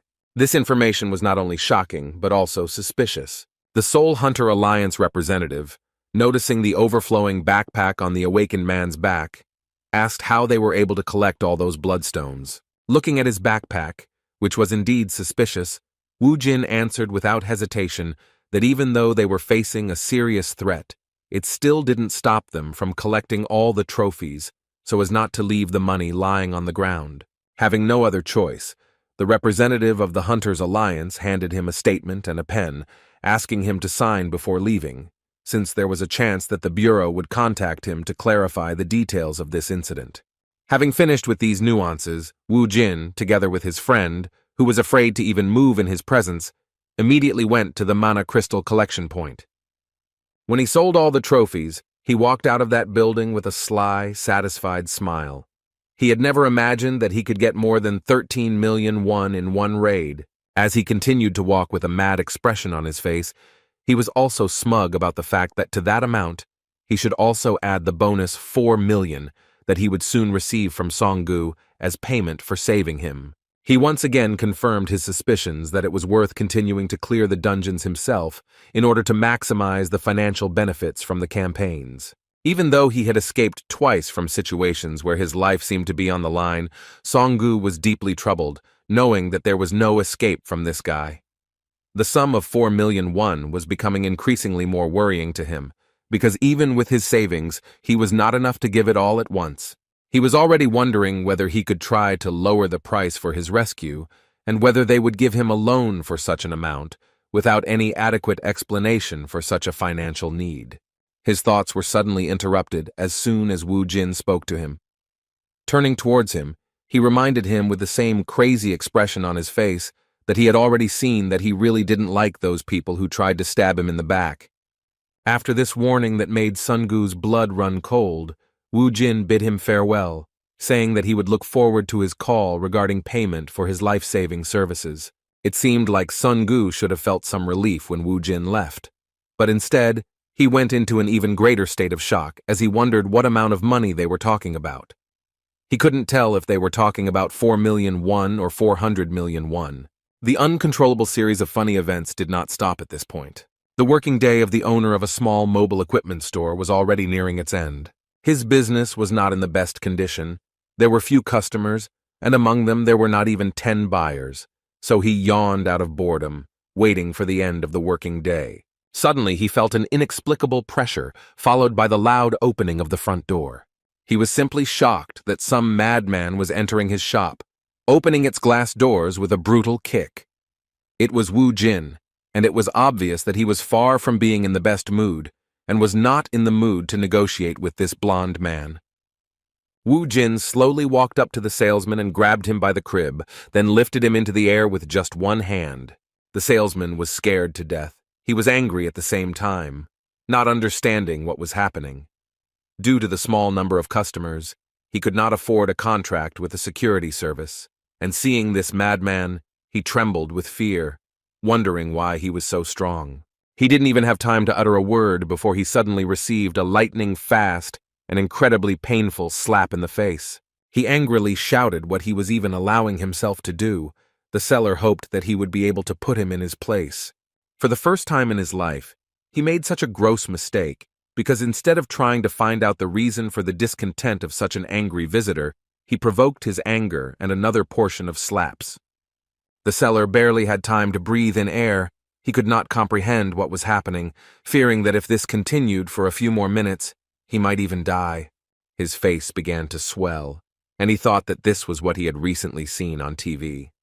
He could think of nothing else but to assume that this was called indiscriminate rape. With a trembling voice, he began to beg for mercy. Looking at this poor guy, Wu Jin wondered if greeting the impudent guy like that was enough for him to realize the seriousness of his intentions. His mood was not so bad, so he did not refuse the seller's request, and instead of continuing to beat him with slaps, he simply threw him on the floor. When Wu Jin approached this phone store owner, he immediately knelt down in front of him and cried out pitifully that he would do whatever he asked of him. In response, Wu Jin conveyed to him the words that he truly hated people who stab him in the back, as well as people who try to deceive him. The seller could not understand what kind of knife in the back he was talking about, and what he meant when he spoke about the deception he accused him of. Seeing the bewilderment of the beaten scoundrel, Wu Jin took out of his pocket the phone that the seller sold him, saying that it was the latest model. Upon seeing this outdated model, the beaten swindler immediately remembered that this was the very same device that he had managed to successfully sell to some simpleton. Not only did he sell that phone by telling him it was the latest model, he also convinced him it was an incredible deal by selling it at the price of really good new ones. At that moment, Wu Jin was truly perceived as a simpleton, because when he picked up this device, after staying in Alphen for 20 years, he was incredibly delighted. He even happily said that he couldn't believe how far technology had come in the last 5 years. Seeing the angry look of this guy, the seller remembered that it was he who became the victim of his fraud. Everything fell into place. The man, scared to death, had no choice but to correct the situation to his own detriment. On his way home, Wu Jin was enjoying his new phone. As expected, he was delighted with this device, which was indeed much better than the previous one. He still doubted whether he had done the right thing with the seller, because if they were in Alphen, he would have lost his tongue. Suddenly, some men in suits appeared behind him and addressed him by his full name. Wu Jin stopped, seeing that he was surrounded by some strange guys. The red-haired stranger began to describe his dossier in detail, including information from the Hunter Alliance and even information about him clearing out the Guachian station single-handedly, indicating that he was much higher than F rank. She also didn't forget to mention that he was suspected of killing his teammates. Looking at this guy she had just met for the first time, Yoon-hee boldly asked if he was too fearless for a newbie. In response, Wu Jin asked who she was and why she was so interested in him. Unexpectedly for everyone, the leader of the hunting team behaved extremely unusually, politely apologizing for her manners. After that, she confidently introduced herself as the leader of the Cinnabar group from the Hwarang Guild. For Wu Jin, this meant practically nothing. He still didn't know how things were at the top of the guilds, and who among them could be considered truly dangerous. However, for his own good, he decided to check why she was so confident. Using the detection skill, he easily determined that this bold woman had truly impressive strength. Continuing the conversation, he asked her why she had found him. In response, Lee Yoon-hee mysteriously said that some rat was fearlessly roaming around the dungeons of her guild, believing that he would go unpunished for it. Realizing that it was him who was being called Krisa, Wu Jin smiled slyly. Looking around, he laughed at Yoon-hee's words, asking if their guild had really brought so many people just for the sake of one rat. Continuing his mockery, he said that since they were willing to bring so many people for him alone, it meant that Hwarang was a very large guild. Just as he was about to say that their dungeon he had recently entered was miserable, his speech was suddenly interrupted. One of the hunters was next to him in an instant and grabbed his face with his hand. Wu Jin didn't even have time to do anything before the red-haired guy in the black tuxedo threw him to the ground with great force. After that, the hunter from the Hwarang Guild warned him that he should watch his language, because for insulting their guild, he would feel its real wrath. Although the blow looked impressive, Wu Jin was not particularly hurt, but his anger flared up from the insolent treatment of his face. The attacker didn't even have time to notice how Wu Jin grabbed his hand. Gripping his stock tightly, he rose to his feet in an instant and made him scream in pain, squeezing almost to the point of breaking bones. It was obvious that this guy, who was called a rat when they met, was capable of dealing with these hunters. Yun-hee understood this very well. She could not allow anyone from her team to suffer from the actions of a guy who got on their nerves. In just a moment, she took a lightning-fast step and delivered a powerful kick to Wu Jin's stomach, so strong that he flew to the side. When he hit the ground, he still didn't understand how it happened. Opening his eyes after falling, he saw that Yun-hee was next to him again and raised her leg high. In an instant, she kicked him in the face so hard that the asphalt beneath him began to crumble. For the first time since returning to Earth, Kang Wu Jin encountered an opponent so strong that he was also fast enough that his reflexes were insufficient for combat. Putting her foot on his face, the arrogant woman said she was impressed by his strength. Still, she suggested he listen to her advice, saying that although he didn't look like a normal F rank, even with such skills, he shouldn't get cocky. Naturally, the point was that he would not be able to act arbitrarily on their territory with impunity. As she left, she looked again at the beaten Wu Jin lying on the asphalt and said that if he wanted to live longer, he should not forget her words. Fortunately, that was the end of it, and the team representatives left him in the same place. When it was all over, Wu Jin touched his face, which hurt from being treated so disrespectfully. He didn't feel any humiliation or anything like that, realizing that he wasn't in the best shape right now. Moreover, he was even genuinely surprised that for the first time in a long time, he had lost a battle without a chance. After such an unexpected warm meeting, Lee Yun-hee became very interested in him, and when he told Jae-min about this meeting, he was shocked to the limit. When Wu Jin asked him if she was really a famous person, he said with great emotion that she was one of the 10 awakened of their country who had an A rank. As for the Hwarang Guild, it turned out that it was in the top 3 along with the Hammer and KH. According to him, they all have great influence in politics and economics. Shocked by what he heard, Jae-min asked what his ridiculous protector had done in the first dungeon that they paid such special attention to him. Wu Jin was extremely dissatisfied with such a tone and answered him insolently. He said that his weakling friend should watch his language, because in fact, if he wanted, he could beat even the Hwarang army, but after he regained his strength. In response to his words, Jae-min even began to laugh, saying that the pride of a guy with an F rank was simply amazing. However, Wu Jin couldn't help but agree with his words, knowing that he would definitely be at a disadvantage if he fought someone outside the dungeon, even if they were high level. In addition, the necromancy skill itself was not unlimited, as it required corpses. The silence was broken when he handed Jae-min a bag containing some rather expensive famous perfume. The hint that he smelled bad was interrupted by the return of the money he had borrowed from him for a while.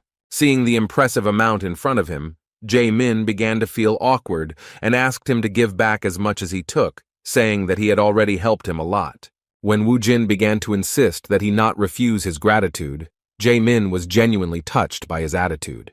With a sly smile, the high school student added that if it was convenient for him, then he should consider the rest to be payment for living together in his apartment. Jae-min agreed with his words, but in an instant, he broke out in a cold sweat, realizing what his words really meant. He realized that Wu Jin was gently hinting to him that he was going to continue living with him. Trying to understand the reason for this behavior, he mentioned that he had recently met his mother. Wu Jin immediately understood what was going on, so he gave a direct answer that her house was too small, and he wanted to stay at his place until he could buy a new place. As an awkward pause ensued, Wu Jin became a little flustered by his only friend's words, and assumed that he had given too little money. In response, Jae-min reassured him that there was no problem. Before finishing his speech, he noticed that Wu Jin had changed his phone number. He was genuinely surprised, saying that this was the first time he had seen this latest model among his friends, which was in some sense a technological breakthrough. When he asked to look at the phone, Wu Jin breathed a sigh of relief, knowing that the salesman had understood his request correctly this time. Jae-min was actually delighted with this device, especially the color, which was called Crazy Red. According to him, to make such a device, you need bloodstones, which is why the Crazy Red phone also becomes crazy expensive. Realizing this, Jae-min assumed that his friend really earned a lot, but his friend replied that he got it as a result of an event. His words sounded mysterious, but he didn't want to scare his friend by mentioning that this was an event in which the life of the salesman who had cheated him on the previous deal was at stake. Jae-min did not hide his admiration and even called his new friend a really cool guy. Suddenly, a message regarding a money transfer came on his phone, and Jae-min began to count the number of zeros with difficulty. Wu Jin immediately took his phone back and looked at the account where another 40 million won had appeared from Hong Sung-gu, and he realized that the idiot had mixed something up, because originally it was about 4 million. He had no choice but to contact him and arrange a meeting. When Sun-gu arrived at the said cafe, he greeted Wu Jin respectfully, calling him boss and politely asking how he was doing. In response, Wu Jin asked in confusion why all this speech was necessary when they had just met a few hours ago. After these words, he extended his phone towards him, asking what this bank transfer amount meant. With a clear tone of condemnation, he asked the poor fellow if he considered him some kind of beggar since he had sent such a sum. Then he reminded him of his words about 4. Sun-gu froze for a moment, realizing that he had paid. Remembering what he saw in the dungeon, he began to think that if he couldn't pay, he would end up in the place of those guys who crossed them. Now he began to think that we were talking about those same 4, not millions, but hundreds of millions. He couldn't even imagine how to get such a sum in such a short period of time, so he couldn't find a better option than to fall on his knees and start pitifully begging for his life. Wu Jin felt extremely awkward at this sudden sight, while Sun-gu, who had misunderstood his words, desperately shouted that he would give up the remaining portion if he was given a little more time. The behavior of this ridiculous awakened one attracted the attention of everyone present in this cafe, so Wu Jin began to get angry and nervously said that if he wanted to live, then he should first sit at the table with him. Sun-gu followed his order without question, and then began to make excuses that he was very sorry that he could not get 400 million won in such a short period of time. He desperately promised that if he was given time, then he would definitely pay for saving his worthless life. When Wu Jin heard the amount that idiot was talking about, he was completely at a loss. It was clear that he was in despair, but he was ready to do anything to save his life. Wu Jin finally realized that he had completely misunderstood his speech. On the other hand, he couldn't help but admit that modern children seem quite generous. Choosing a more comfortable position for himself, he decided that if Song-gu was wrong, then he really deserved to be taken advantage of. With his hands folded in front of him, the newly minted businessman, with a sly expression on his face, asked how long he would have to wait for his money. The next day, Wu Jin set out again to seek profit. A walk in the fresh air in a fairly nice area was how he started his morning. A little later, a car with a personal driver, Song-gu, arrived for him. Seeing him in a good mood on the way to the dungeon, Wu Jin asked him why he was so happy on his first day of work. In response, he said in a cheerful tone that even servants can be happy. Sun-gu actually amused Wu Jin, even though Wu Jin had no intention of considering him as that servant.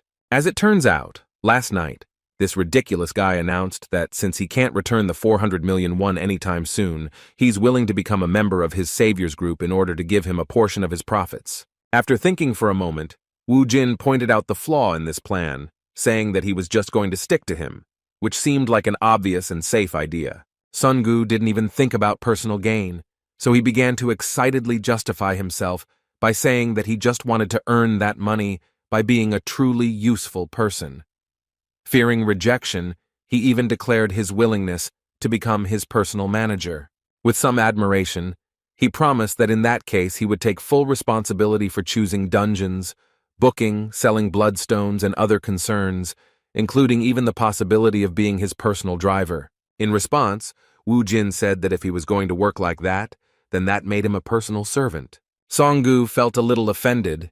He was really hurt by these words, even though he knew that his savior was completely right. He smiled from ear to ear and awkwardly praised his boss for his very accurate observation.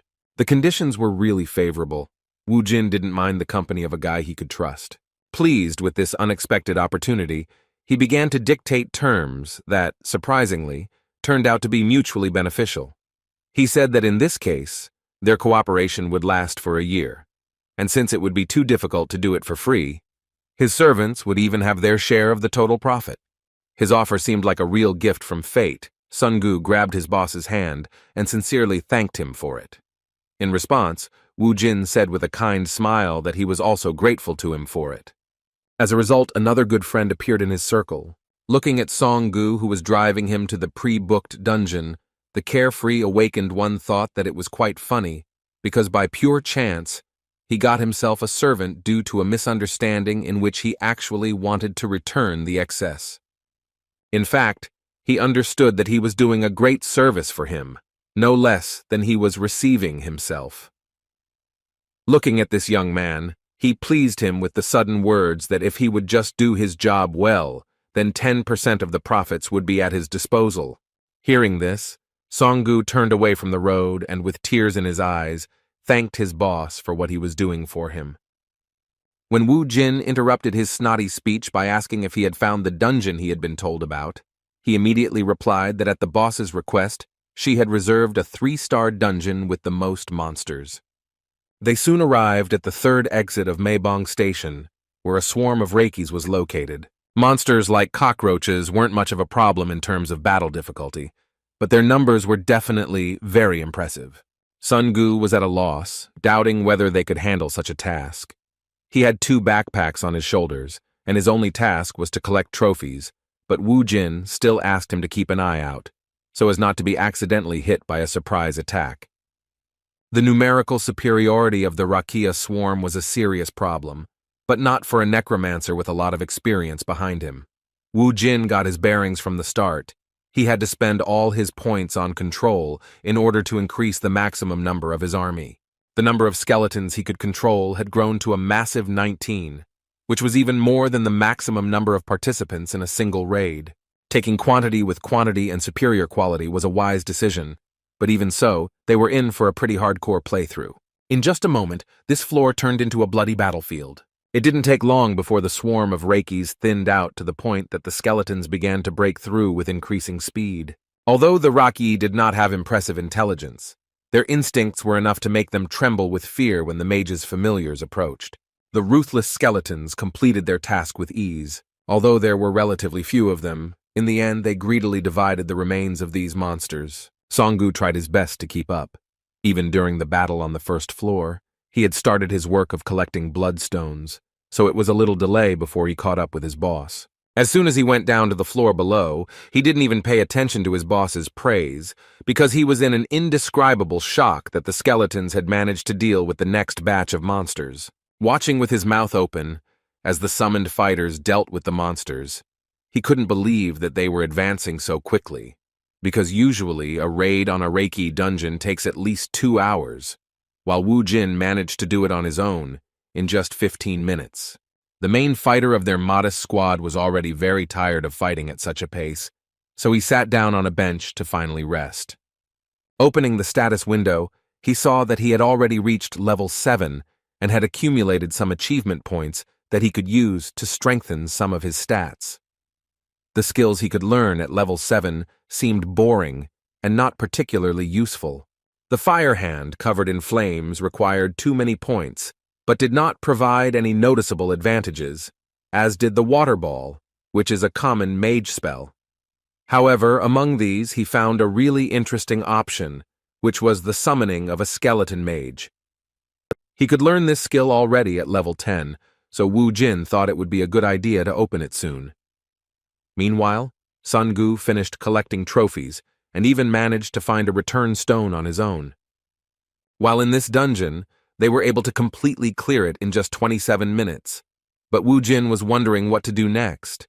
In fact, he hadn't thought about having much free time before, since they had booked the dungeon for 4 hours. As he climbed up, he informed his already tired servant that they would be able to go through this dungeon 7 more times during this time, As soon as they finished their first expedition, they immediately went to the Bloodstone Reception Center and received a whopping 53 million won for their trophies. Hearing the mention of such an incredible amount, Song-gu was at a loss, not understanding what the representative of this change point was talking about.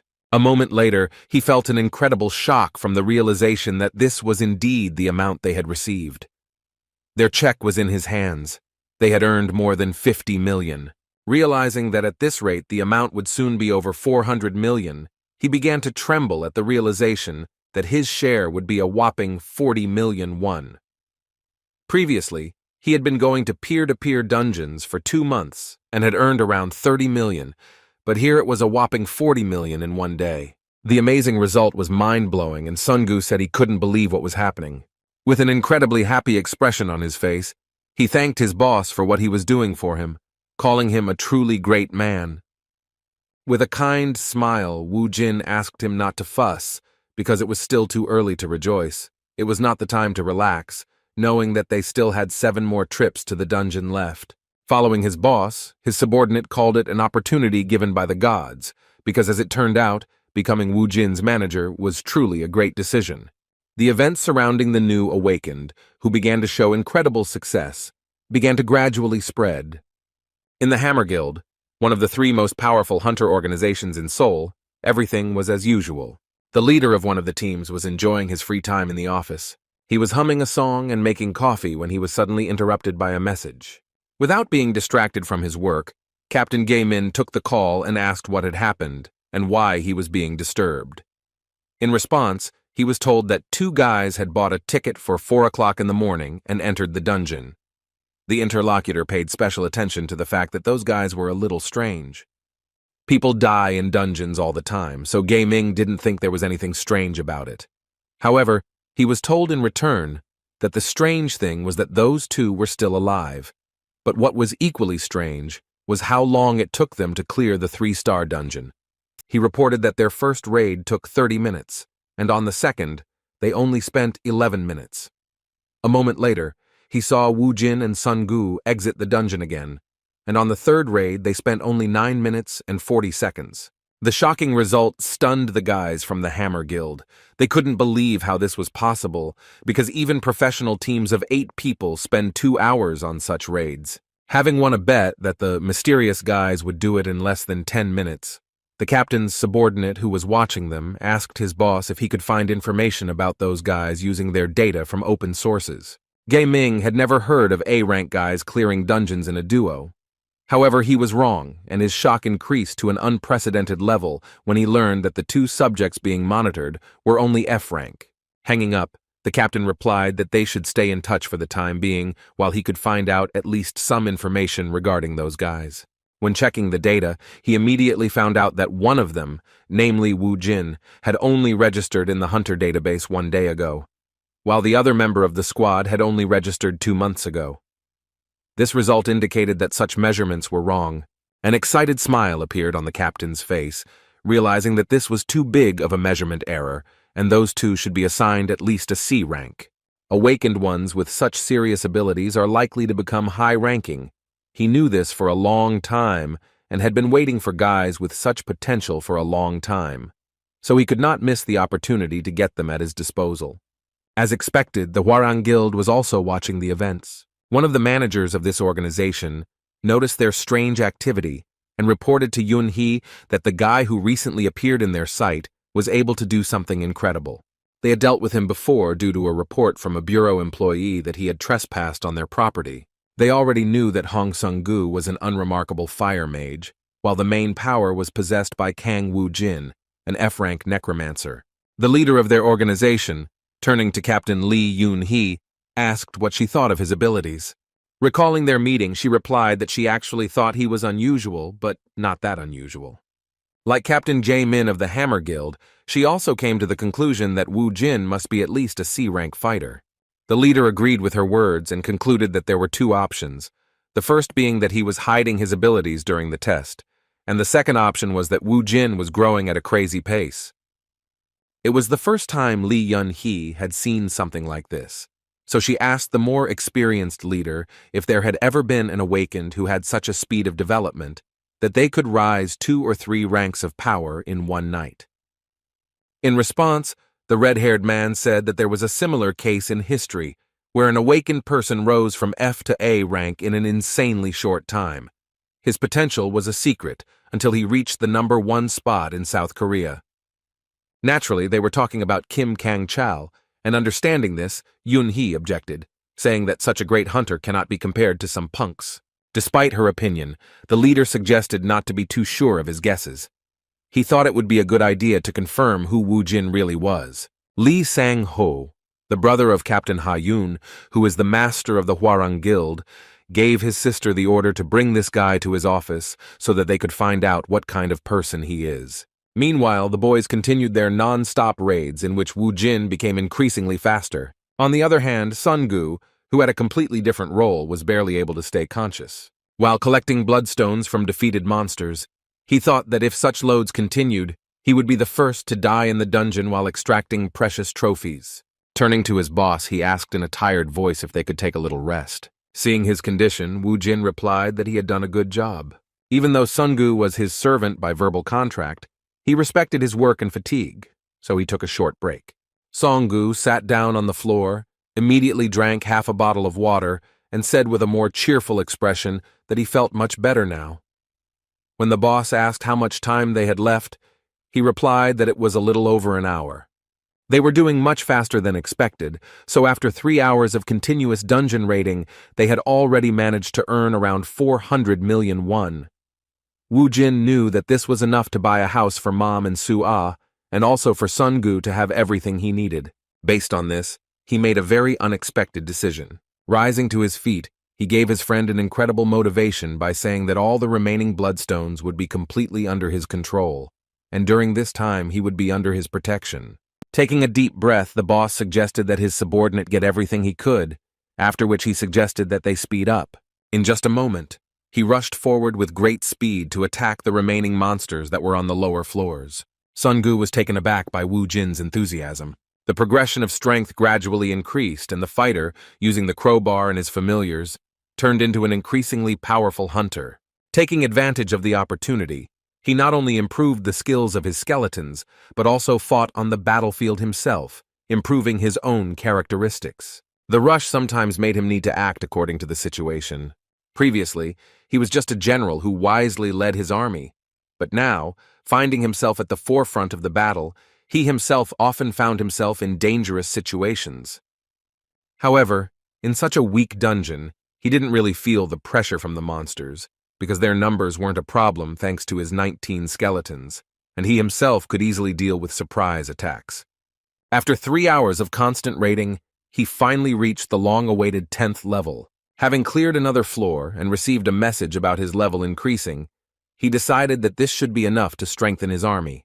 When he opened the system window, a new notification suddenly appeared in front of him, saying that he had fulfilled the level requirements for class assignment. Woo Jin was surprised because when he was in Alphen, this did not happen. With a thoughtful look, he said that in Alphen, classes were also determined by reaching level 10, but he was already a necromancer, so he did not understand what was happening with the system. A moment later, the system began to work with special persistence, analyzing the player's development in order to assign him one of the possible classes. As it turned out, he actually became a dual class, gaining a second class that was a warrior. Woo Jin felt a little uneasy thinking that this might be a problem, but he couldn't refuse such an offer. In addition, he was given a bonus in the form of a warrior weapon. Based on his experience, Woo Jin believed that being a mage was definitely more advantageous, as the characteristics overlapped with necromancy. Unfortunately, he did not receive the mage class, but became a warrior. If he had known that this would happen, he would have used magic instead of waving a crowbar. He had no other option but to accept such a decision of fate. Ignoring the details, he looked with particular interest at the bonus in the form of a warrior's weapon, which became his reward for acquiring new abilities. The mysterious gift item appeared in front of him, but in reality, it looked more like an ordinary steel pipe. As soon as he touched the warrior's weapon, he received a notification about its properties. As it turned out, it was a steel staff that grows with the user and will come to him at the first call. After looking at this item, Wu Jin still smiled, realizing that a weapon with increasing characteristics was not so bad. He thought with anticipation about what it would become in the future. After finishing receiving the unexpected rewards, he returned to his original plan, obtaining the Necromancer bonus in the form of the Demon Seal Catalyst. The item known as the Demon Seal Crystal is a magical crystal that is obtained by necromancers upon reaching certain levels. The 7 crystals inside are great familiars, incomparable to the skeletal soldiers. With their help, on Alphen, he destroyed all the enemies who dared to come to Alendal, the land that belonged to him. With a smile of anticipation, he wondered who he would get this time. As he opened the seal, the crystal began to shatter with a blinding purple light. Wu Jin folded his hands in front of him, waiting to see the familiar he would receive from this crystal. A moment later, a succubus with black wings appeared in front of him, a short blonde with large eyes and bright red lips.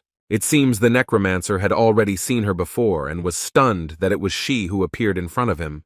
It was Bibi, and when she saw her master, she asked with tears in her eyes where he had disappeared to. While Wu Jin was trying to figure out why she was the one who appeared from the crystal, Bibi rushed at him with hugs and screamed that she really missed her master. There were a lot of questions, the first of which were why she didn't stay on Alphen and what was going on in general, since she somehow miraculously ended up on Earth. With tears in her eyes, Bibi explained that after their master disappeared, all the familiars were placed in the seal space.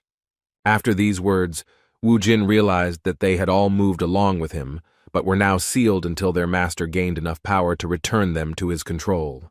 Bibi continued tearfully talking about how much she missed her master, but after a moment she remembered something important and stopped. As it turned out, it was because she smelled a strange smell. Looking around, she asked why she could smell that in such a place. Wu Jin couldn't even guess that all this time he had been smelling Tranit's subjects from them. Hearing this, he was shocked, because he himself could not even imagine who was behind such an expansion of monsters on Earth.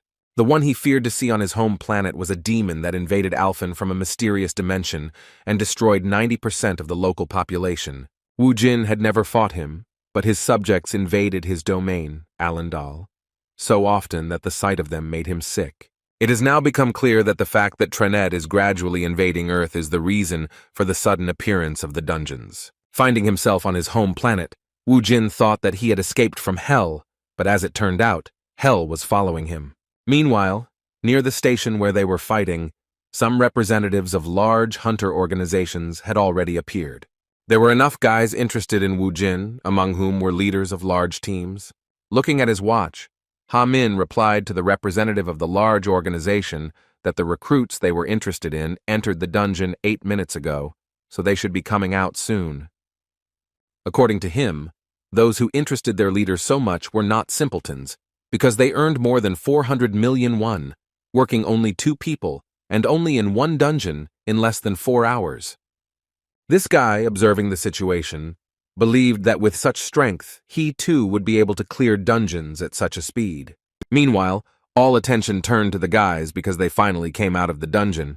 Sungu could barely move his legs, while Wu Jin was fine, but still thought about the disturbing news he had learned after his first familiar had appeared. Jin Min Chang broke the silence by complimenting them on their good work in the dungeon. With a smile on his face, he asked if they would mind giving him a few minutes of their time to listen to one of the most fateful proposals of their lives. In response, Wu Jin coldly walked past and replied without much interest that he refused their offer. Hearing such an unexpected answer, Jin felt despair and threw aside his pride and ran after them, begging them to stop. With a sullen look, Wu Jin asked why he was asking if they were willing to listen, if he was going to waste their valuable time anyway. Mr. Min Chang was very worried about the situation. His face was covered in cold sweat due to the difficult dialogue. He couldn't understand what was wrong with the guy who, by recruiting him, his career would skyrocket. In response, he apologized for wasting their time all this time with his beating around the bush. Having regained his former respectable appearance, he handed over his business card and said that they should get down to business because the Hammer Guild wanted to recruit them. But even after the direct text, Wu Jin turned around and started walking away, shocking even his protege with the answer that he was not interested. Jun, having lost his pride again, started running after them, assuming that they simply did not know who they were.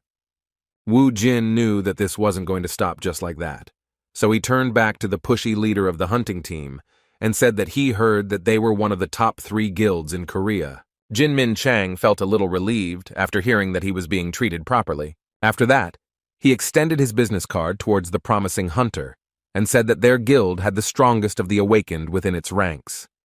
He promised that if they joined them, then they would receive the best support without delay. Skipping formalities, Wu Jin, calling the representative of one of the strongest organizations simply a man, asked him to stop this meaningless dialogue.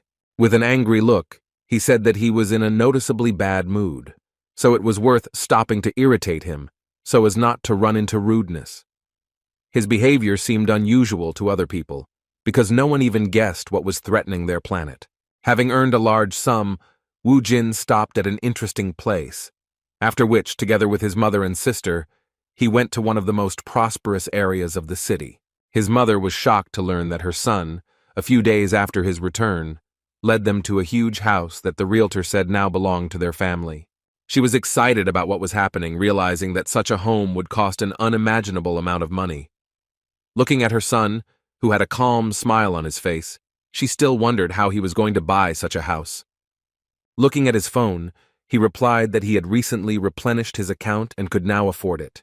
His mother was shocked to hear such words, and the son was forced to explain that he was actually a wanderer who made money in the dungeons. As expected, his mother was very worried. She couldn't allow her son to take such a risk after losing a family member once. However, Wu Jin insisted that she had nothing to worry about. After all, he wasn't weak at all, and hunting in the dungeon was like fighting cockroaches for him. Even after all his arguments, his mother could not accept his words, but her daughter joined the conversation, asking if she could have a dog. She reminded her that they could have one if they had a house with at least some lawn, and here it was just huge. With a devil in her eyes, she tugged at her clothes again, and in response, the worried mother asked her to wait while she sorted out what was happening. Seeing her worry, Wu Jin asked her not to worry. Placing his hand on his little sister's head, he said that they should consider this as compensation for the hard times they had to endure due to the fact that there had been no male in their family for 5 years. With a kind smile, he asked them to just believe in his strength. In fact, this is how he was able to calm their worries, and soon the family moved into a new, spacious house. That same evening, Wu Jin went for a walk. Having gone around the corner of one of the houses, he turned to Bibi and asked her to come out of hiding. His summoning began to work, but she never appeared before him.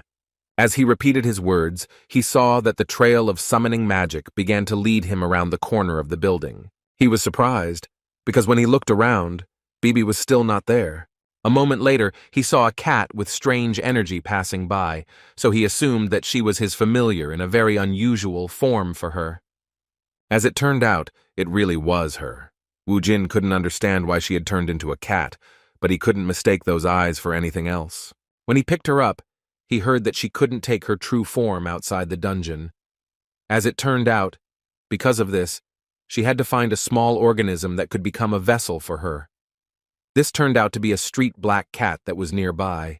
Hearing this, Wu Jin was surprised, because he did not understand why it did not work as before. After that, he asked if Bibi sensed any other energy sources of Tranit that was trying to invade Earth. In response, he heard that everything was clean, and there was a pleasant smell of peace all around.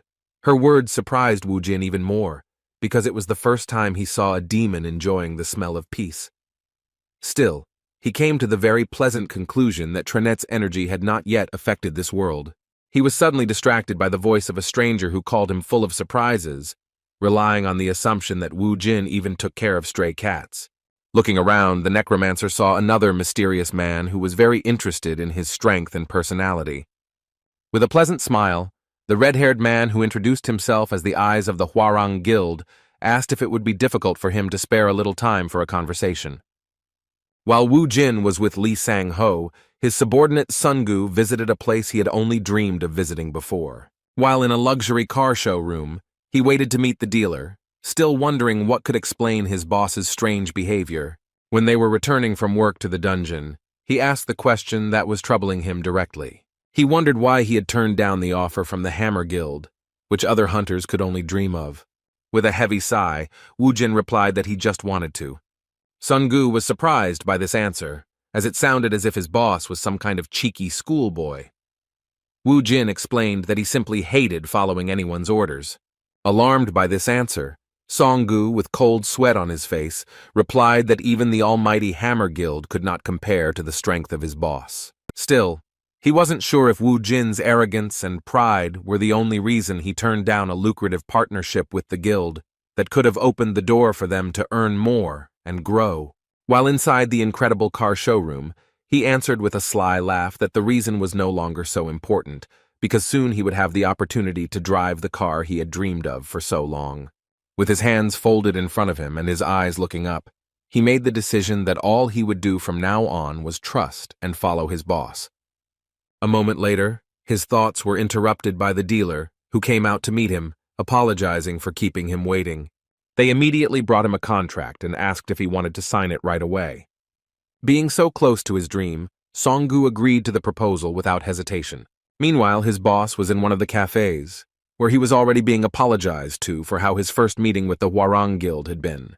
What Li Sang meant was that he had a run-in with Yoon Hee over a misunderstanding about visiting their dungeon without permission. Hearing this name, Wu Jin immediately knew that it was about that crazy woman with red hair. The guild leader explained that in fact, although she is his younger sister, she is very different from him due to her explosive nature. He folded his hands in front of him and said with a kind smile that Yoon Hee was very valuable to the guild, so he was ready to compensate for any tricky situations involving her. Wu Jin shook his head and said there was no need for that, then suggested that they move on to the real reason for his visit. Continuing to smile, Sanho replied that he was quite smart in negotiations despite only having recently graduated from high school and not even having much experience in talking to hunters. He admitted that he had actually observed his progress, which he could confidently call a stunning progression, which was impossible for a rank F. He believed that Wu Jin belonged to a rank C at the very least, especially considering what had happened in the raid he had participated in today. With an anticipatory look, he said that he was confident that Wu Jin was one step away from the top ranks, and it was only a matter of time. After listening to his compliments, Wu Jin immediately realized that they were now also interested in having him at their disposal. Seeing his mood, Sanho confirmed his suspicions and asked him to join the Hwarang Guild, promising that they would be able to provide the best conditions for his development. Wu Jin wasn't interested in such proposals, so he decided to act quite unexpectedly and suggested that what they called the conditions for development was that the role of the leader would be transferred to him if he could defeat him in a duel. Considering it to be just a friendly joke, Mr. Li replied with a laugh that he expected nothing less from him, having heard about his self-confidence. In response, he said with a kind smile that he leads the Hwarang Guild not because of his awakened skills, because his B rank is worth nothing in comparison even to his sister's rank, which is A rank. Relying on these words, he gave a full answer that therefore he could not give him his place, even if he defeated him in battle. In response, Wu Jin stood up from the table and started walking towards the exit, disrespectfully replying that in that case he was not interested. He was suddenly stopped by a startling question from the Hwarang leader. Mr. Li coldly asked him if he knew why dungeons appeared on Earth. Seeing Wu Jin's interest, he said that it had been 5 years since the underground tremor, but they still hadn't found out anything about the dungeons. However, according to his observations, the dungeons were getting bigger, and the monsters inside them were much stronger than before. But humanity is not at all frightened by this, because people are completely immersed in earning money from bloodstones. Mr. Li Sang-ho is absolutely sure that the world will drown in chaos if everything continues like this. With a sincere look, he made the most advantageous proposal at the moment. He said that gathering the awakened to stop this was his true purpose. Looking towards the promising hunter, he expressed hope that he would entrust them with his strength. The next morning, the Hammer Guild was truly restless. The leader of the 4th team was in a truly terrible mood, which made his entire team worry. Suddenly, Assistant Leader Jin noticed something interesting. He immediately turned to his boss, saying that the guys they were interested in had already managed to book exit 6 of Guaishan Station. Hearing this, Mr. Jin became furious, saying that he shouldn't spoil the mood by talking about that impudent boy at such an early hour. Walking towards the window, Jun Min Chang began to rant about how good Wu Jin was, suggesting that he would be a C-rank hunter at best. However, his out-loud thoughts were interrupted by a message that the newbie they were interested in had booked a dungeon with a 4-star difficulty. Hearing this, Mr. Jun almost choked on his coffee, thinking that the madman had signed his own death warrant. He ran to the computer without delay and made sure that they had again reserved such a difficult area in order to clear it together. With a cold sweat on his face, he confirmed his suspicions that those guys had gone crazy. In fact, F rank can't enter dungeons higher than 4 stars, and in that case, they would only be able to go if they were part of a mining or support team. From the very beginning, Leader Jun saw that they were newbies who were booking dungeons without even basic knowledge, and yet he was still tormented by the question of what kind of abilities they possessed to be able to clear such a difficult dungeon. In response, Jun asked if there was a 4-star dungeon nearby. As it turned out, it was Cheongsa Station Exit. Hearing his guess confirmed, the leader thought that it was quite close to what the guys he was interested in had booked. He asked his subordinate to try to cancel the booking in order to interest Wu Jin.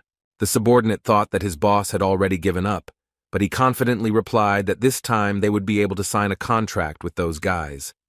He believed that if you want to catch fish, then you need to prepare the right bait, which was their dungeon. Meanwhile, Sungu and Wu Jin were racing towards the reserved dungeon in a new car. Sungu drove around in his dream car all night, saying he bought it because he didn't want to drive his boss around in an old sledgehammer. In response, Wu Jin, grateful for such attention, praised him for his efforts. Looking around, he nodded his head and concluded that this car was clearly on a completely different level, even considering that its interior was simply something. Despite all the questions raised by the fact that the boss didn't know much about cars, Sungu didn't show his resentment, and replied that he would do his best to make sure that his Hyungnim would travel between his stops with maximum comfort. They were expecting a big catch, but when they arrived at their destination, they heard the local inspector complaining. He said that he couldn't imagine 2 F-rank guys clearing a 4-star dungeon. Sungu assured them that everything was fine, and that they were confident in their abilities, but the representative of the Hunters Association still refused to let them in. He said that it was suicide, and it was not about him not wanting to take responsibility for such an act. It was clear that he was afraid of damaging the reputation of the Hunting Association, and besides, those were the rules. After listening to the inspector's dissatisfaction, Songgu returned with sad news to his boss, who was waiting for him nearby. With an uncertain look, he said that he could not convince the inspector because he said that they were not allowed to visit this dungeon. He apologized to the boss for not investigating the matter from the beginning. Wu Jin didn't blame him for the money he had paid. There was nothing he could do about it, so he said that they should spend the next day reassessing their abilities. In order not to waste time, he asked Ha Min to check if there were any 3-star dungeons nearby. At that moment, their conversation was interrupted by a man in formal clothes, who said that he could not believe that they had met again near the dungeon. As expected, it was Mr. Jun, who had planned to meet like this from the beginning. Calling this situation fate, he asked what had happened and if he could help them in any way. With a kind smile, he tried not to show that he had hoped from the very beginning that he would meet them in this way. Without hiding his obvious suspicions, Wu Jin mockingly repeated his words that this was indeed fate. With his hands on his hips, he asked the curious leader of the 4th team of the Hammer organization how exactly he was going to help them. Without further ado, they headed to the Guachin Government Complex station, where they had prepared a dungeon for these guys in advance. Recalling their failure, Leader Jun guessed that they didn't know that only C rank and above were allowed into 4-star dungeons. Pointing his hand at this station, he said that this 4-star dungeon was at their guild's disposal, and all reservations had been cancelled, making them free to enter. Wu Jin had this place at his disposal thanks to the help of the Hammer Guild, and he expressed suspicion that it was too good to be true. He said that all such concessions had to be paid for, so he asked what they wanted from him in return. With a kind smile on his face, Leader Jun assured that this was just a gesture of goodwill, and they would resolve their friend's rank issues on their own, so they could clear this dungeon to their heart's content without worrying about the Hunter Association's reaction. Taking his words into consideration, Wu Jin replied that if that was really the case, then they would be most happy to agree to this proposal. After these words, the leader of the fourth team wished them good luck in passing, but asked them to stay for another minute to receive a gift from him. Waving his hand, he asked to walk with him a few meters. Next to them stood their work car, in which the gift in question had been previously located. Opening the trunk, Leader Jun said with a sly laugh that everything has to be paid for. Min Chang didn't ask for anything in return, but he was in anticipation, thinking that a favor is always repaid with a favor. It's no secret that there is an unspoken rule that if someone shares food with you, it's natural for a person to share in return. Although Wu Jin was obviously a strong awakened, Leader Jun didn't know him well enough and thought that he was just a kid who was 24 years old. He was more than sure that he already had him on his hook. In turn, the subordinate of the leader of the fourth team thought exactly the same. It was not the first time he had carried out this scheme together with his boss, so he began to play his own game, making a compliment that the mood of their dear friend had changed for the better. When Wu Jin asked what he was talking about, he replied that yesterday he was in such a mood that it was scary to even talk to him. Remembering that day, the necromancer agreed, because he really was in a bad mood due to the fact that all his thoughts were occupied with Tranit's presence on his dear Earth. Seeing how Wu Jin was gradually becoming more open to communication, the trickster from the Hammer Guild asked with a smile on his face if they would mind having a drink together after their raid was over. Wu Jin agreed without hesitation, and that impudent office plankton immediately came to the conclusion that the kid had fallen for his manipulations.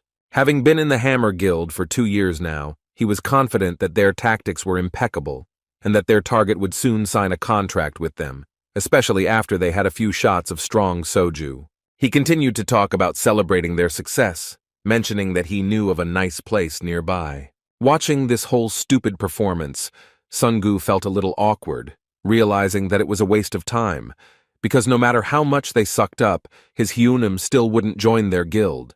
When Jin Min Chang returned, he stopped for a moment, looking around the area for the guys he had brought to this place. When Ha Min asked where those guys had gone, he replied that they had already gone to the dungeon. Hearing this, Mr. Jin began to shake with anxiety, saying that he had asked them to wait so that he could give them a gift for the journey. He was furious, and his protege did not understand what his anger was about. He believed that he was going to wait for them to return anyway, so this gift could be given after their raid. As it turns out, this gift was a much-needed survival kit, without which you can't go on raids on 4-star dungeons. Throwing the 2 bags on the ground, the leader asked Ha Min how much the F-ranked guys who entered such dungeons knew, and whether they had heard about the dangers of such a raid. With a worried look, Mr. Jun thought about the fact that for such dungeons, a D-rank team with a C-rank leader was recommended. He knew that Kang Wu Jin was only an F-rank on paper, and with his speed at clearing 3-star dungeons, he should be able to defeat the monsters in this dungeon. But despite this, his success was in great question due to the fact that he did not take the necessary equipment, because from 4-star to 6-star dungeons are different from low-level ones. If you go there without information and a survival kit, even a high-ranking hunter will not return alive. With his hand to his face, Leader Jin said that this was the end, because with their actions they had not helped, but had literally sent those guys on a deadly raid. Meanwhile, the boys had already cleared a significant portion of the dungeon, clearing all the floors with ease. Looking around, Wu Jin wondered if this was really a 4-star dungeon, considering the monsters they encountered along the way were all too common. Songgu assumed that it was just an easy 4-star dungeon, and his boss decided to agree with it to avoid straining his brain. All the bloodstones had been collected, so Wu Jin activated the search for the return stone. Unexpectedly for him, there was no reaction to the use of his ability. Wu Jin thought that it couldn't be that there wasn't such an object near them.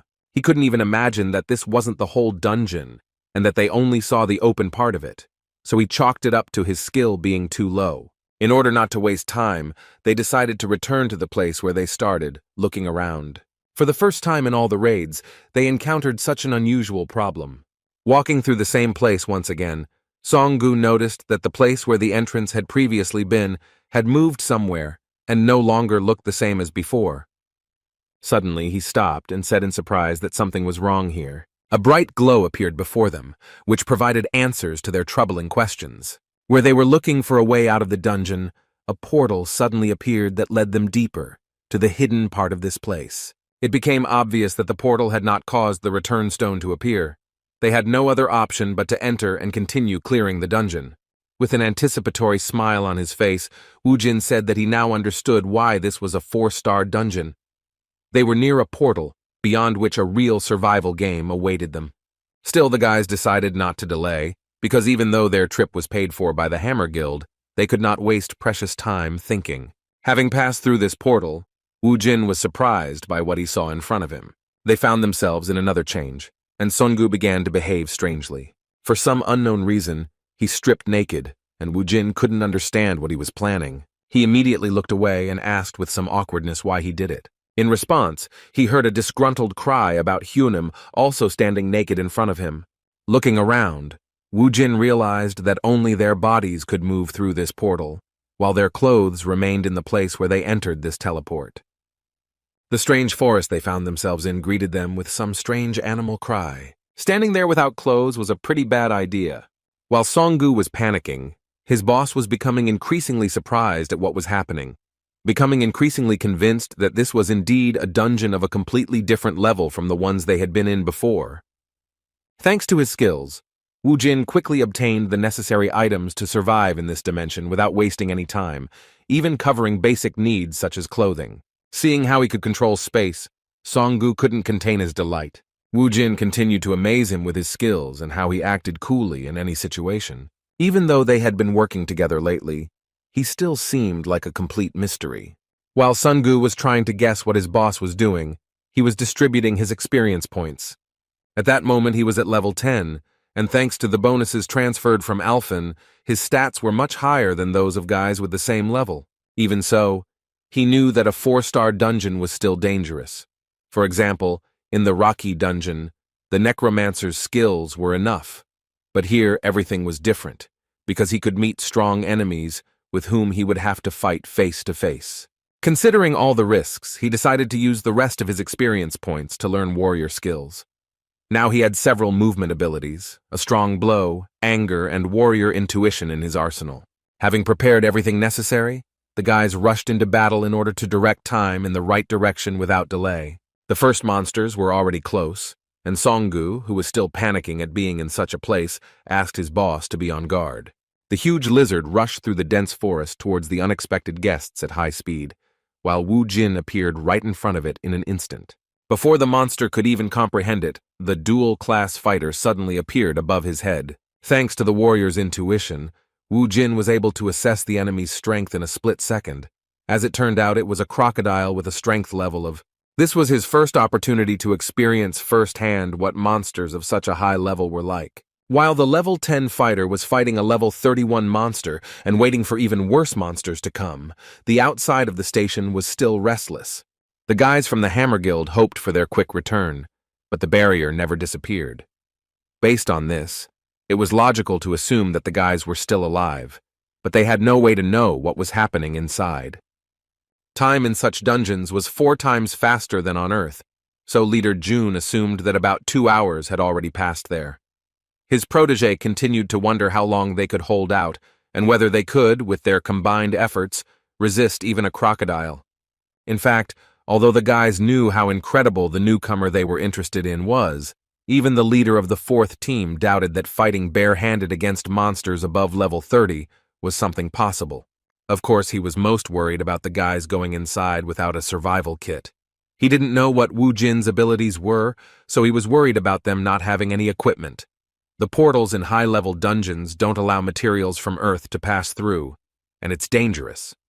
The only things that could be brought were things from other dimensions or made from materials using blood crystals.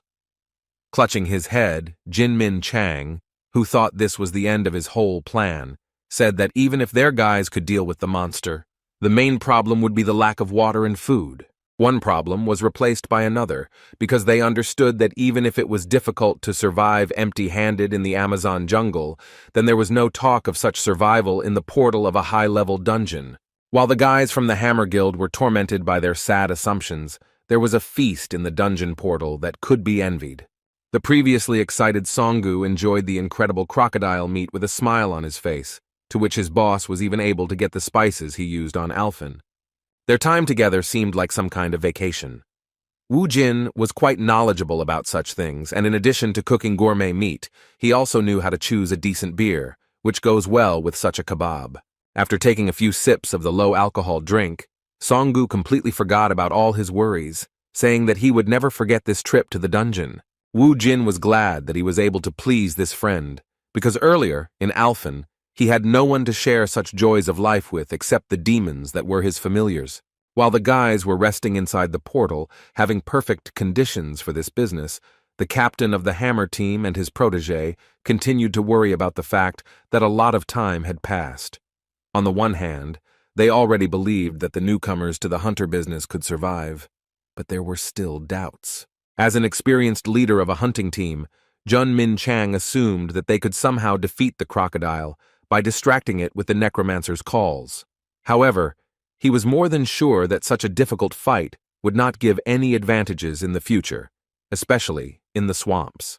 For those who have at least some understanding of such dungeons, it is no secret that the swamps that appear from time to time in the jungles of such portals are simply a death sentence for melee fighters. Even for our guys, it was quite difficult to move. Their legs got stuck, and danger was on all sides. At this point, they had to be on guard, because you could never be sure that in a moment the Hokos and swamp anacondas would not pounce at the same time. Only Hong Sung-gu had long-range combat, but his fireballs weren't enough to stop Hoko's crazy monkeys. The guys from the Hammer Guild team knew about this too, so their worries continued to grow, not taking them away from the thought that their brilliant idea had come to an end because of one missed detail. As it turned out, they were wrong once again. While Sung-gu watched motionlessly as everything happened, Wu Jin continued to incinerate the monsters, despite being a primarily close-range fighter. Watching this, Sung-gu was once again shocked to realize how limitless his Hyungnim skills were. This time, Wu Jin demonstrated the summoning of skeletons with magic. Using fire, they instantly incinerated all the monkeys, because each of them had a power that exceeded Song-gu's. While the boys overcame one obstacle after another, using the skills and experience of the leader of their small squad, the representatives of the Hammer Guild waiting for them had a small snack with instant noodles. 4 whole hours had already passed, and the ward continued to ask his leader whether they would be able to clear the dungeon. Jun Min Chang was still tense. He still didn't know the exact answer, and this time he added an important detail that it wasn't only the monsters that were dangerous in high-level dungeons, because there were plenty of unfamiliar plants, animals, and insects there. They didn't even doubt that the newcomers who entered a high-level dungeon for the first time knew nothing about such ecosystems. This meant that there was a high chance that they would eat something poisonous due to hunger. Meanwhile, Sun-gu, who was under the care of the all-knowing Hyung-nim, was enjoying tropical fruits. He liked them very much, because they were sweet and very tasty. Wu Jin explained to him that they were mortally dangerous when raw, but after cooking on fire, they became edible. Hearing this, the ward became frightened and immediately spat out everything he had managed to chew. He even started to resent his Hyungnim for not warning him in advance. Wu Jin laughed good-naturedly at his protege's clumsiness, because he couldn't explain to him how he knew about everything inside such places. It was not yet time to reveal the secret that his life in Alphen had lasted for 20 years.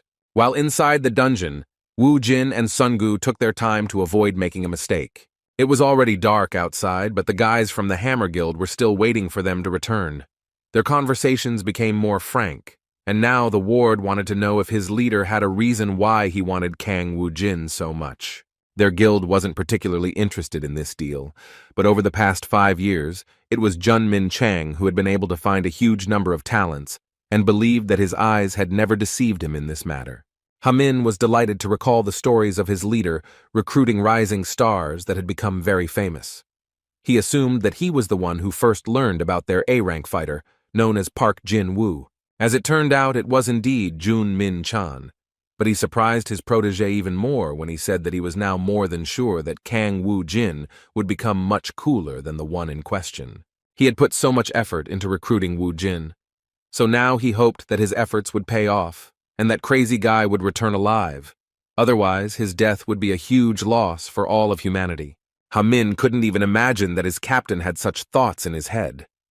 He cheerfully suggested to his boss to pray for those guys to get out of the dungeon alive. In response, Mr. Jun once again said tensely that it would not be as easy as one might think. Even though he voiced his thoughts about Wu Jin's prospects, he was not confident that he could handle the guardian of the returning stone, which was a truly strong opponent. In fact, everyone knows how difficult it is to fight the guard, so Ha-min thought that praying for their return wouldn't be a bad idea. However, the leader continued to act extremely pessimistic, saying that Wu Jin would definitely meet his death in this fierce battle. Meanwhile, the boys continued to move forward. Now, they were in the middle of some wasteland, which led them to the place that was so necessary for their return. Song-gu stopped the moment he saw the stone of return in the distance. He began to hurry forward, joyfully saying that they would finally be able to get out of this terrible place. Seeing his ward rushing to die, Wu Jin stopped him by pulling his hood. A moment later, a trap appeared in front of them, the surface suddenly crumbling, revealing sharp bamboo sticks below. Song-gu almost lost his life in his haste, so he thanked his Hyung-nim with great gratitude for watching over him. Wu Jin didn't react in any way, but only continued to look into the distance with particular interest. His friend didn't understand what had caught his savior's attention, so he looked around. It only took him a moment to realize that the trap wasn't the only thing that could stop them from getting the Hearthstone. A moment after the trap was activated, they saw a large number of high-level monsters appear. It seemed like a real problem, but Wu Jin had expected something like this. In front of them appeared quite serious enemies, which were much stronger than the crocodile they encountered as soon as they passed through the portal.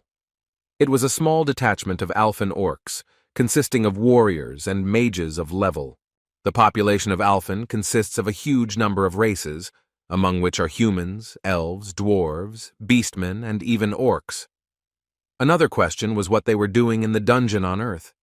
They had no other option but to find out personally. Not much time had passed since Wu Jin's return to Earth, so he still had a good command of the Alphen language, with which he inquired why the orcs were on his planet.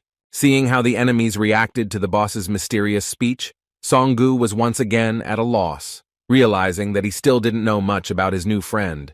The orcs began to look around, not understanding how this man from a planet not native to them knew their language. In response, one of them asked who he was and how he knew the language of Alphen. Wu Jin didn't intend to answer this question, so he asked them to ignore it and asked again what they were doing in such a place. One of the orcs paused for a moment before answering. It seemed to him that it was unpleasant and difficult to talk about how they had all lost their home. Jin was shocked because his guess was correct. Tranet defeated them all. According to the orc, when the balance was broken, Tranet became the master of everything that was on Alphen. They are here precisely because of the contract with the new master of their planet. It was strange to hear about some kind of contract from the lips of the orcs who had lost everything because of the new master of Alphen. As it turned out, this contract was incredibly tricky. Following it, the orcs would receive Earth under their control and it would become their new home. Hearing this, Wu Jin wondered how they could fall for such a stupid trick, since Tranet doesn't even own Earth, making this contract even more pointless than serving such a scumbag. Taking out his weapon, Wu Jin showed that he had no intention of playing around with those who were intruders into his home. In response to his determination, the orc leader shouted to his squad to immediately rush into the attack. This battle was a real challenge because never before had the guys faced so many opponents with such a huge level of strength. Wu Jin was extremely calm, knowing that he had to keep a cool head in order to deal with such a problem. This battle decided his fate as well as the fate of his ward because, without passing these guys, they would not be able to get to the Stone of Return. A little more time passed, and the guys from the Hammer Guild were still waiting for their return near the barrier. Outside, 6 hours and 20 minutes passed, but Ha-min was still encouraging his leader and said with a joyful tone once again that he had a good feeling. At this moment, Junmin Chang, who had been pondering the situation all this time, began to realize that they were probably crossing the swamp, or, which was unlikely, were already near the orc squad that guarded the return stone, since more than 1 day had passed. He was amazed at the thought that those two actually had a chance to clear this dungeon that belonged to a high-ranking dimension. Suddenly, the barrier began to disappear before their eyes, which shocked them even more in their moment of deep thought. Min Chang literally felt a lump in his throat, realizing that this was a fateful moment, because there were two options. Looking down, he froze, hoping that the boys would return. However, the hope that they would return alive began to fade gradually. The barrier disappeared, but they still didn't come out. Ha-min understood his boss's feelings, because this meant only one thing, that the worst-case scenario had become reality, and they were finished. Disappointed with what happened, Jun Min-chang was devastated and was about to fill his emptiness with alcohol, so he suggested to Ha-min that they go back. However, a moment later, he heard footsteps and tired, dissatisfied words about taking a cart with him on the next raid. Looking down, he saw the guys dragging a huge number of artifacts obtained from inside the dungeon. The sadness of loss suddenly changed to sincere joy and gratitude to fate, and Leader Jun congratulated Wu Jin with great delight on his return to the surface. With the same calm smile, Wu Jin, who didn't even look tired, asked why the guys from the Hammer Guild were so happy to see him.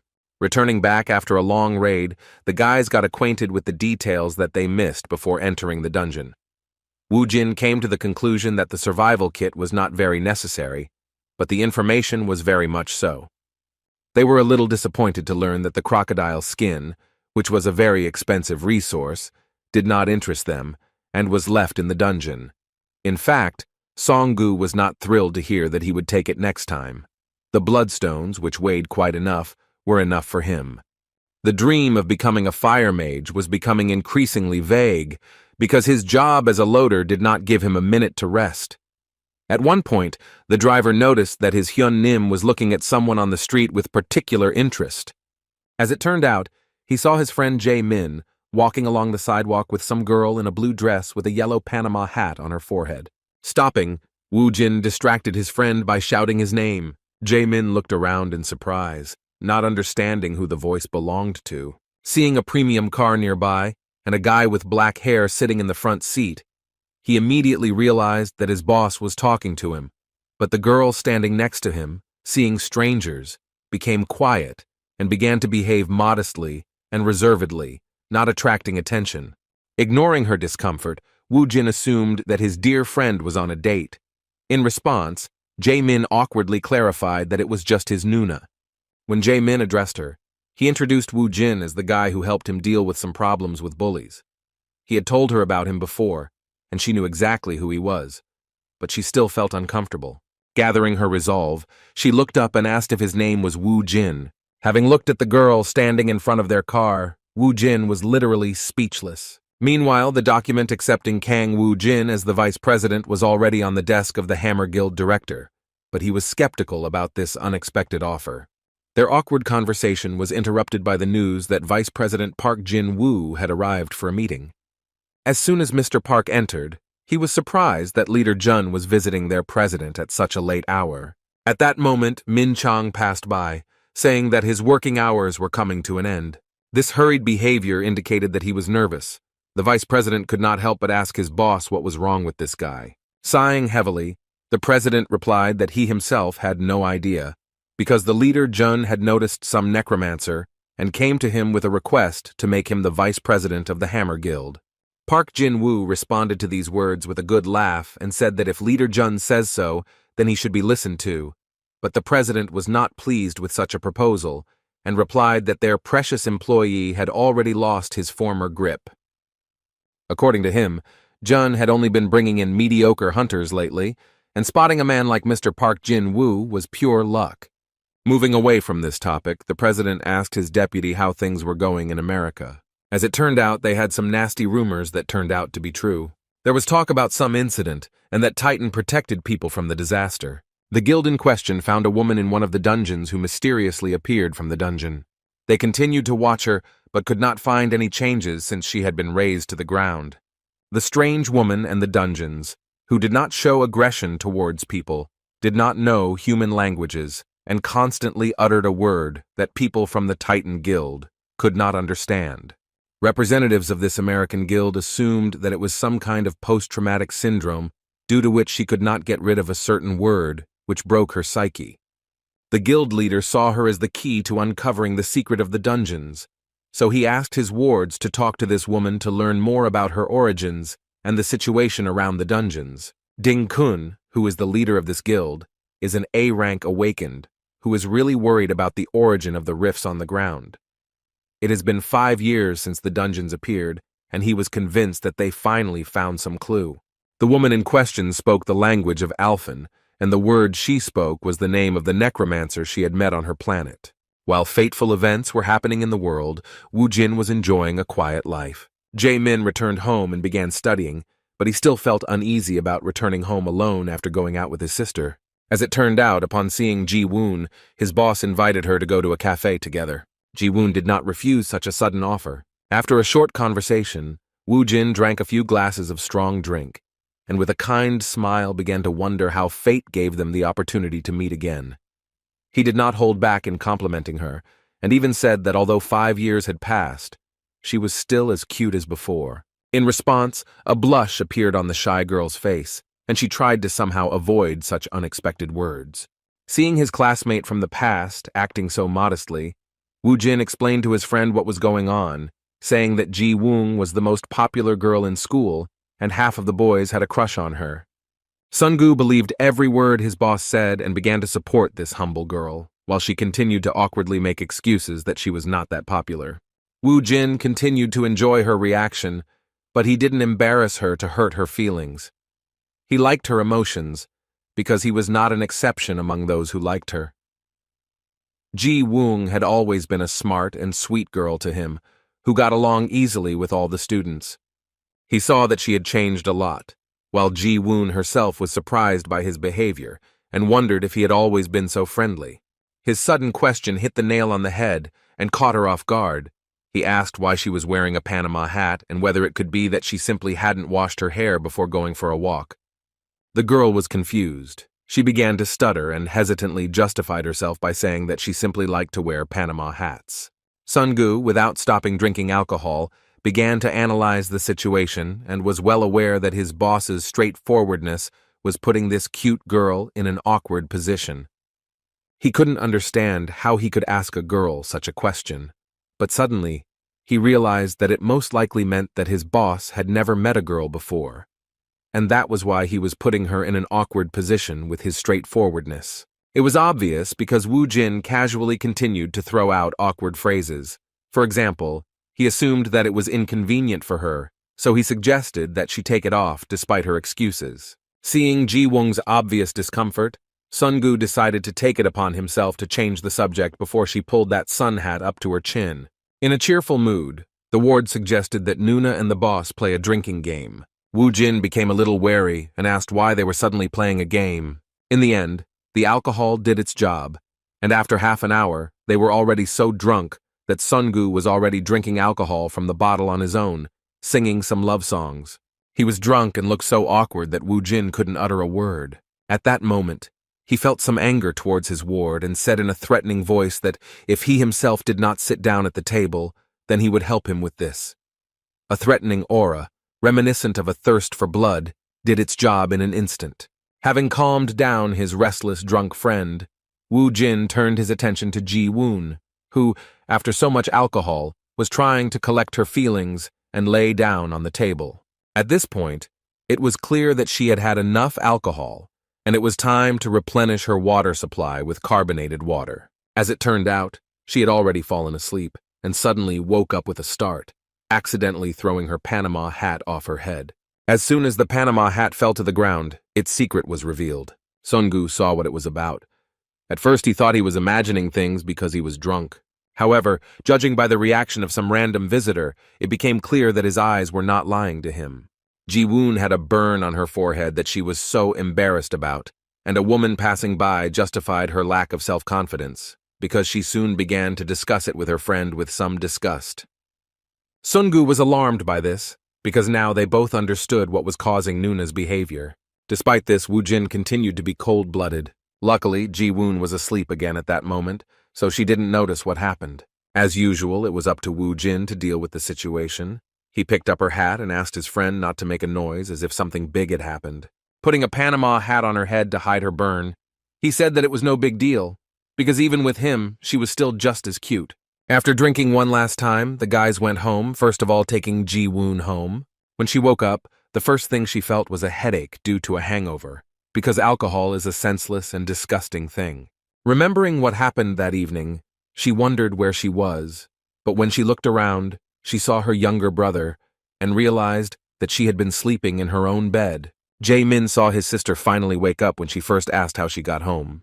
The brother replied that Woo-jin had brought her, after which he offered her to wash up and have some soup, which is great for overcoming a hangover.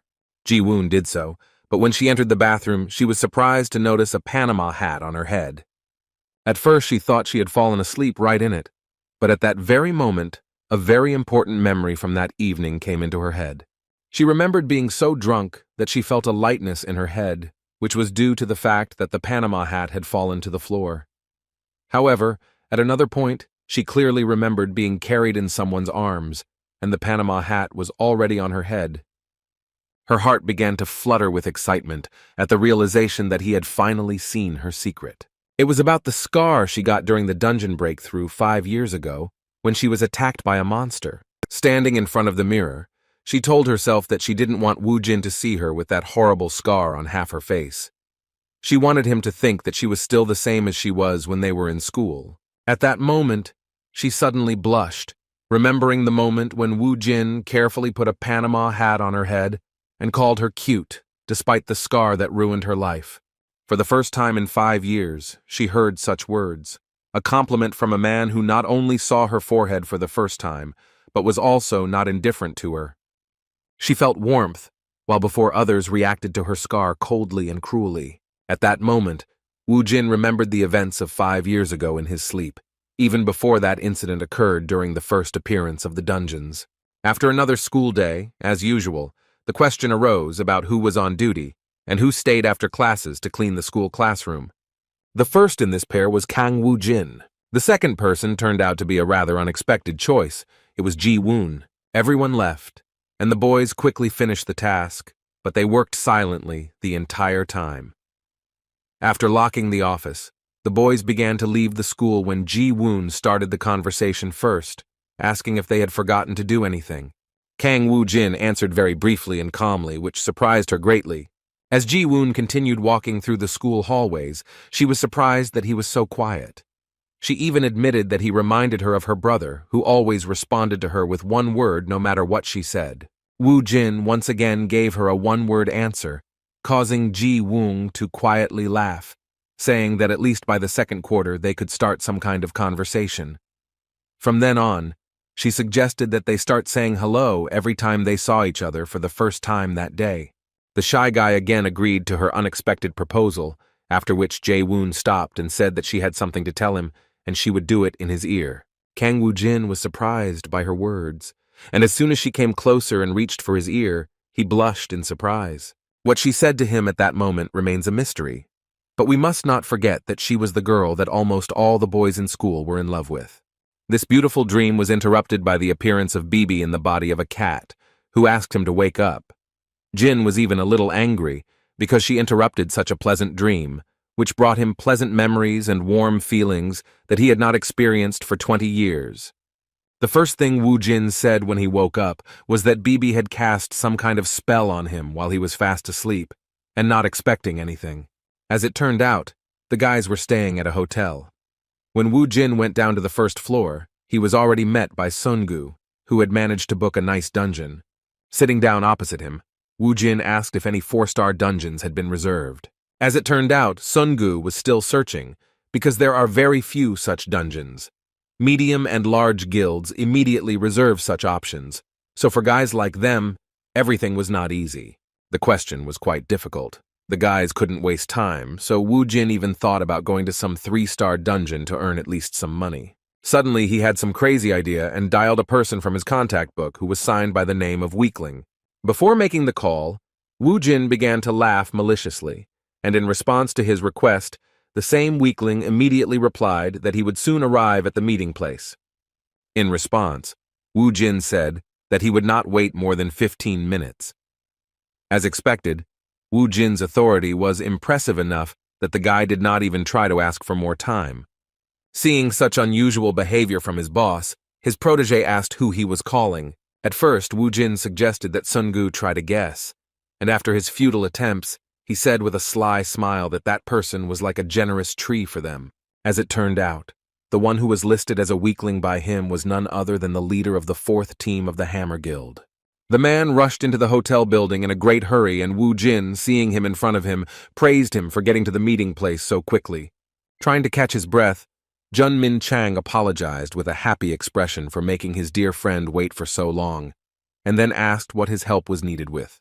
Sitting down next to him and clarifying the essence of the request, he said that if it was about finding 4-star dungeons, then he was one of the best specialists in this matter.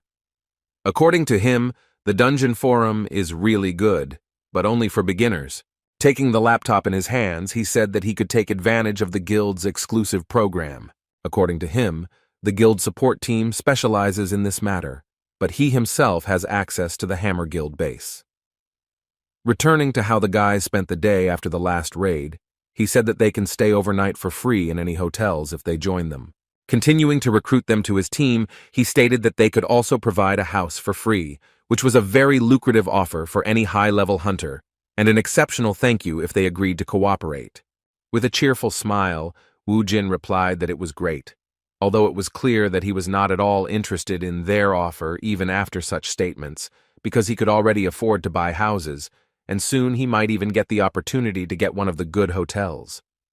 While they were talking, Jun Min Chang finally logged into their guild's database and suggested that they look into any raidable dungeons that might be at their disposal. With a good laugh, Wu Jin agreed that guilds were quite convenient, but he meant that they were convenient for using their resources without mutual obligations. They went to the dungeon location without any delays, and Ha Min, who also came to meet them, informed the leader that they had confirmed the reservation, and now the guys had unhindered access to their territory. Before sending Mr. Kang Wu Jin to the dungeon, the leader asked if he would be willing to enjoy a cup of tea while having a pleasant conversation. Seeing the friendly attitude of the young and promising hunter, he did not hesitate to clarify that at the same time he would be able to give them information about cooperation and, what is no less important, clarify what they could encounter inside the dungeon. Jin did not mind because it was profitable, as coming closer, an experienced recruiter from the Hammer Guild clarified that this was confidential information of their guild and that it should be awaited with special anticipation. With some awkwardness, Wu Jin played along, saying that these words warmed up his interest. Suddenly, something happened that caught Songgu's attention. For the first time, he saw in person how the dungeon was reset. At that moment, Jun Min Chang felt a certain shock from the realization that he was following this dungeon reset. He immediately shouted to his protege to quickly contact the guild.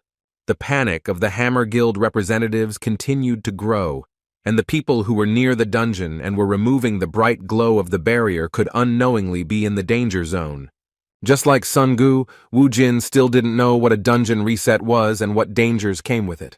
Meanwhile, journalists appeared at the scene and began recording breaking news. Seeing all this fuss, as the military began to gather at the site, the guys understood that there was no time to go have some tea. The passage to the dungeon was closed in an instant, and according to the leader of June, this mine had already finished its work. He clarified that the point is that dungeons can be in 3 states. The first state is the mine, the most common state of the dungeon, which is usually worked with by beginners. The second state is 0, as is the case with this dungeon.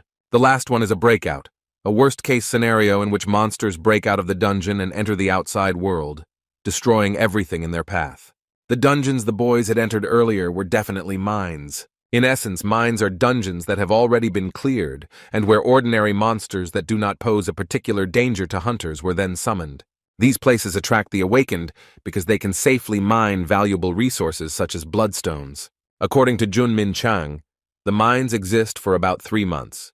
But when this stage comes to an end, a reset occurs, and a new dungeon appears. They saw the entrance of the 6th station of Seoul University Reset, which is the second stage of the dungeon's progress. The information that made Wu Jin think was the leader's words that now many guilds would want to get there first. Hearing this, Wu Jin asked if this meant that this dungeon now had no owner. With a cheerful tone, Mr. Jun replied that it did, in other words, it was waiting for a new owner.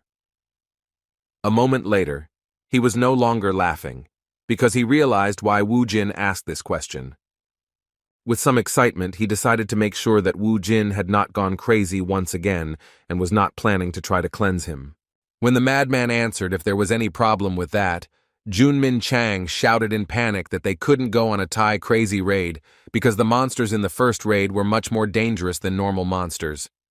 The leader of the fourth team tried to convince him that the guild should take care of it, but Kang Woo-jin took his words as an attempt to convince him that the dungeon should not go to him, but to the Hammer Guild.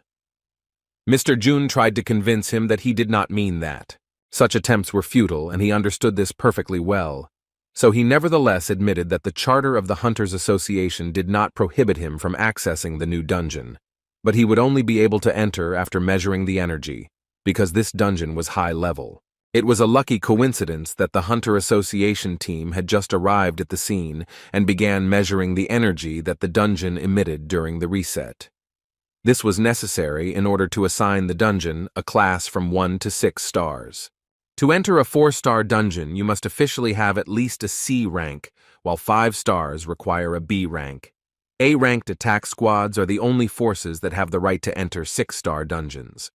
With a somewhat thoughtful look, Kang Woo-jin reminded his new friend that he had already told him once that he was a C-rank representative, and then, with a crazy, anticipatory smile, he said that in that case, he would be able to enter the dungeon if it turned out to be a 4-star one. Due to a major misfortune, this dungeon turned out to be a 5-star dungeon after the reset, causing Kang Woo-jin to lose the opportunity to visit it. Hearing this, Mr. Jun felt a certain relief and admitted with a smile that he was glad that at least this would be what would make him give up this idea. A moment later, the boys were distracted by the sudden noise of a crowd of onlookers. They were delighted by the Cinnabar squad, which was nearby, and arrived at the location of the Zero dungeon without delay. Now it has become clear that this dungeon will go to the Hwarang Guild. Noticing the leader of the team from the Hwarang Guild, the necromancer immediately remembered who she was. It was that crazy girl who dared to step on his face. By showing up in front of him, even if it wasn't on purpose, Lee Yoon-hee made a serious mistake, because Kang Woo-jin doesn't forget grievances.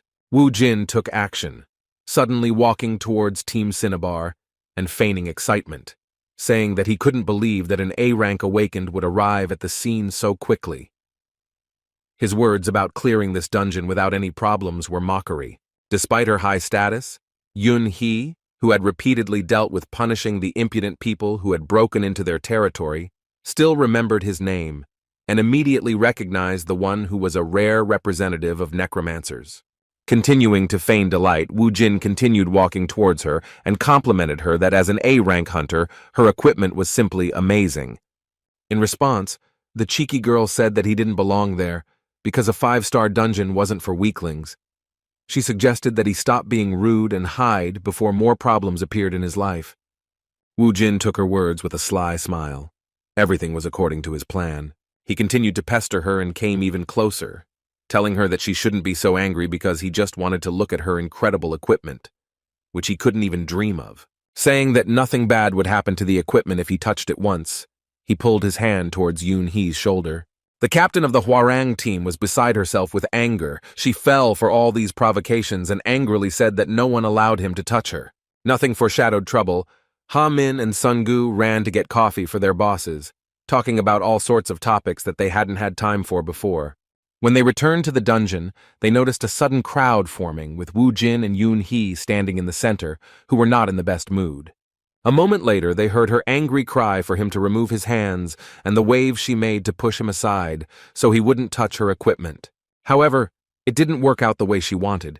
Yoon-hee was carried away by her emotions and fell into the cunning trap of the impudent man. Woo-jin pulled off an insanely clever plan. He didn't let himself be offended and dodged her hand swing, but staged a moment of losing his balance on his feet and deliberately fell towards the dungeon, overcoming the barrier. In just a moment, Yoon-hee realized what had happened, but it was too late as the participant had entered the dungeon. In the eyes of the crowd, this was very bad. They believed that due to an unfortunate accident, a fatal incident occurred because a man without any equipment fell into the dungeon. The confusion spread not only to the crowd, but also to Sun-gu and Ha-min. The guys from the Hammer Guild were shocked at the mere thought that their beloved candidate's luck had probably come to an end. As for the one who was considered the victim, he easily overcame the first floor of monsters and soon reached the portal, behind which not the jungle, but the desert was waiting for him. Having put on his equipment, he looked around, but having taken only one step forward, he almost fell into the trap of a huge monster. Jumping into the air, he managed to dodge the attack of a level 48 mad sandworm, a monster that was stronger than even the orcs that guarded the return stone of the previous dungeon that he cleared. In mid-air, Wu Jin responded to the inhospitable attitude towards him with an anticipatory smile, but he was prepared for any turn of events. The words that the 5-star dungeon was on a different level compared to the 4-star only fueled his interest. Using the warrior's weapon summoning, he, with his own strength, with just one blow, inflicted damage that at first glance this monster could not cope with. Looking at the seemingly defeated enemy, Wu Jin smugly said that even so, it was still an ordinary monster. However, as it turned out, the huge sandworm was not destroyed, and its weapon was immobilized due to it being stuck between the folds of this monster. Looking up, he saw that the sandworm was about to strike back. This moment threw the necromancer into a bit of confusion, as it had been a long time since he had encountered a situation in which he had underestimated his opponent. Having freed his weapon from the grip of the worm, he realized in an instant that all this time he had been surrounded by these worms. This was no joke, as they quickly made a real cage out of their bodies, pointing their deadly teeth in his direction. However, even in a closed, hopeless situation, he managed to deal them a fatal blow, using the full power of his weapon in slashing blows. By cutting down level 48 monsters like Tofu, he demonstrated the power of the warrior's special weapon form, the level 20 spear. Fortunately, he had raised his level by clearing out the orcs. Otherwise, there would have been big problems in such an unfair battle. Not even a few seconds had passed before some huge round stones began rushing towards him. That's what one might think when first looking at these monsters, which turned out to be desert beetles. Their number and the density of their attacks made him realize that he would have a hard time in this dungeon if he yawned instead of being on guard all the time. Grabbing his spear, he threw it at one of the monsters from a safe distance. Just as he had dealt significant damage with this attack, one of the desert beetles collapsed with a huge noise. The sudden explosion of this monster's body raised many questions in his mind, as he had never encountered such a monster before. As it turned out, the destruction of the desert beetle caused an explosion with the release of a large amount of energy, similar to explosives, as well as the spread of toxic smoke. It became obvious that fighting these monsters at close range without proper equipment was tantamount to suicide. He was surrounded and forced to react as quickly as possible, so in an instant, he built a bone wall from the corpses of the monsters, creating a barrier that saved him from colliding with the monsters. The bone wall did indeed protect him from the blast, but the surprise attack was still very dangerous. After getting out, Wu Jin grabbed his head due to the large amount of damage he had received due to this attack. Without wasting any time, he used the spatial technique to replenish his mana reserves, and also used the medicinal potion and antidote. After regaining his strength, Kong Wu Jin said with a serious attitude that he now had no doubt that the 5-star dungeon was on a completely different level. To add to his words, it's worth mentioning that what makes it even more difficult is the fact that he is the first one to enter it after the previous dungeon was reset, making it even more difficult due to the advanced level of the monsters. Outside, panic continued. People's opinions were divided, and most were inclined to believe that Kong Wu Jin had somehow managed to find a safe place where he was waiting in terror for his death, avoiding encounters with monsters. This infuriated the Yunhe fighters, because they thought he was just chilling out there. Watching all this and the stupid conclusions of some fools from the Hwarang Guild, a close friend of Wu Jin could not stand it and shouted that his Hunim was not chilling there, but was capturing the dungeon. In response, the Hwarang representative mockingly said that C rank was useless there. He continued to escalate the situation by saying that Wu Jin was probably hiding somewhere to delay the moment of his helpless death. Seeing that Sun Gu was on the verge of starting a fight, Mr. Jun intervened in the conversation and suggested that he believe and wait, not looking at the fools. Sun Gu listened to this wise advice and stepped aside, folding his hands in front of him and resigning himself to the situation where they were considered crazy, just like his Hyungnim. Trying to somehow distract himself from his latest worries, Jun Min Chang approached the incredible necromancer's protege, and with sincere curiosity asked if he really thought that Wu Jin would be able to clear even such a dungeon on his own. Sungu answered without hesitation that it was out of the question, and that his incredible Hyungnim would definitely return alive. His answer seemed like some kind of childish romanticization of a terribly dangerous situation, but Jun restrained his reaction and took the opportunity to ask if he could tell him what skills his boss had that could give him an advantage in such a situation. Even though he was angry and emotional, Songgu did not follow Mr. Jun's lead and shook his head firmly, saying that he would not tell them anything. In the eyes of the guys from the Hammer Guild, he was truly stubborn, because until then he had not said anything important. They were surprised by how loyal he was. It even made them truly respect him. On the other hand, although such information was valuable, it did not change the fact that if everything ended sadly, it would all lose any meaning. However, the mere thought of Woo Jin surviving left Mr. Jun in a daze. Knowing that this would mean that there was an 11th A rank in South Korea made him tremble with curiosity about the identity of this young man.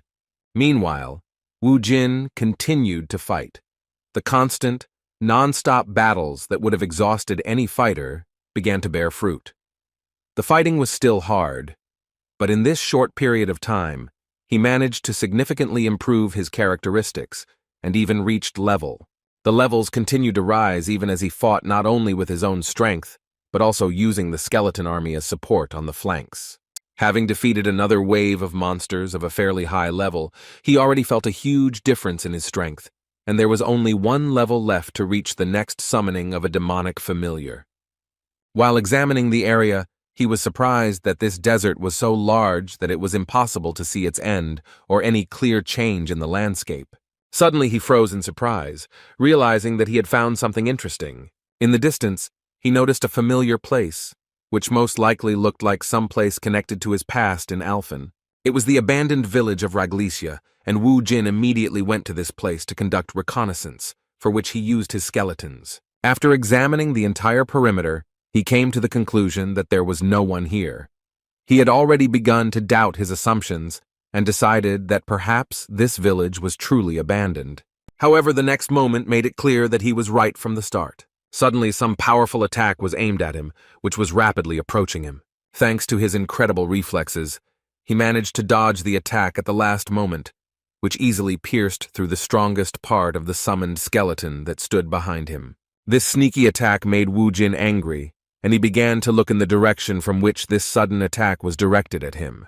As it turned out, it was a creature familiar to him from the race of beastmen, or rather, a mixture of man and snake named Nagi. Appearing before Woo Jin, he asked who he was dealing with and why the stranger was trying to invade the temple. In response, Woo Jin surprised him with words, saying that he had already seen this place, which was the temple of Arya.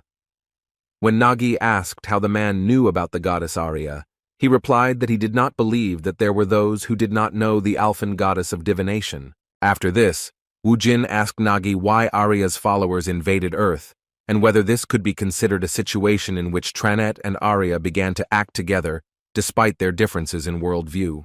Hearing these straightforward words, Nagi literally flared up and shouted that he should not dare insult the goddess, because the situation that he so disrespectfully describes is in fact a necessary measure to punish the cult.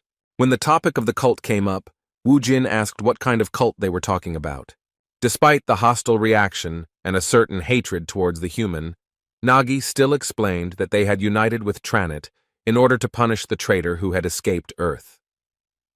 The one he was talking about, he called the blue-eyed priestess. Hearing this, Woo Jin learned very valuable information because he had no idea that the priestess was on Earth. Now he had all the information he needed, and there was no longer any need for these guys. In response to these words, he took out his warrior weapon, a spear, which had become even stronger after recent battles, and then said that he did not care about the priestess. After these words, he took an attack stance and said that despite this, he would not allow them to enter the Earth, which was under his protection just as the Arya temple was under the protection of these creatures.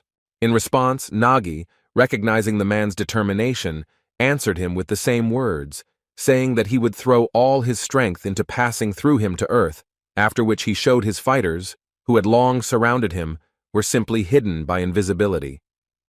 Looking around, Woo Jin awkwardly said that this was too much because getting people mad was his personal thing.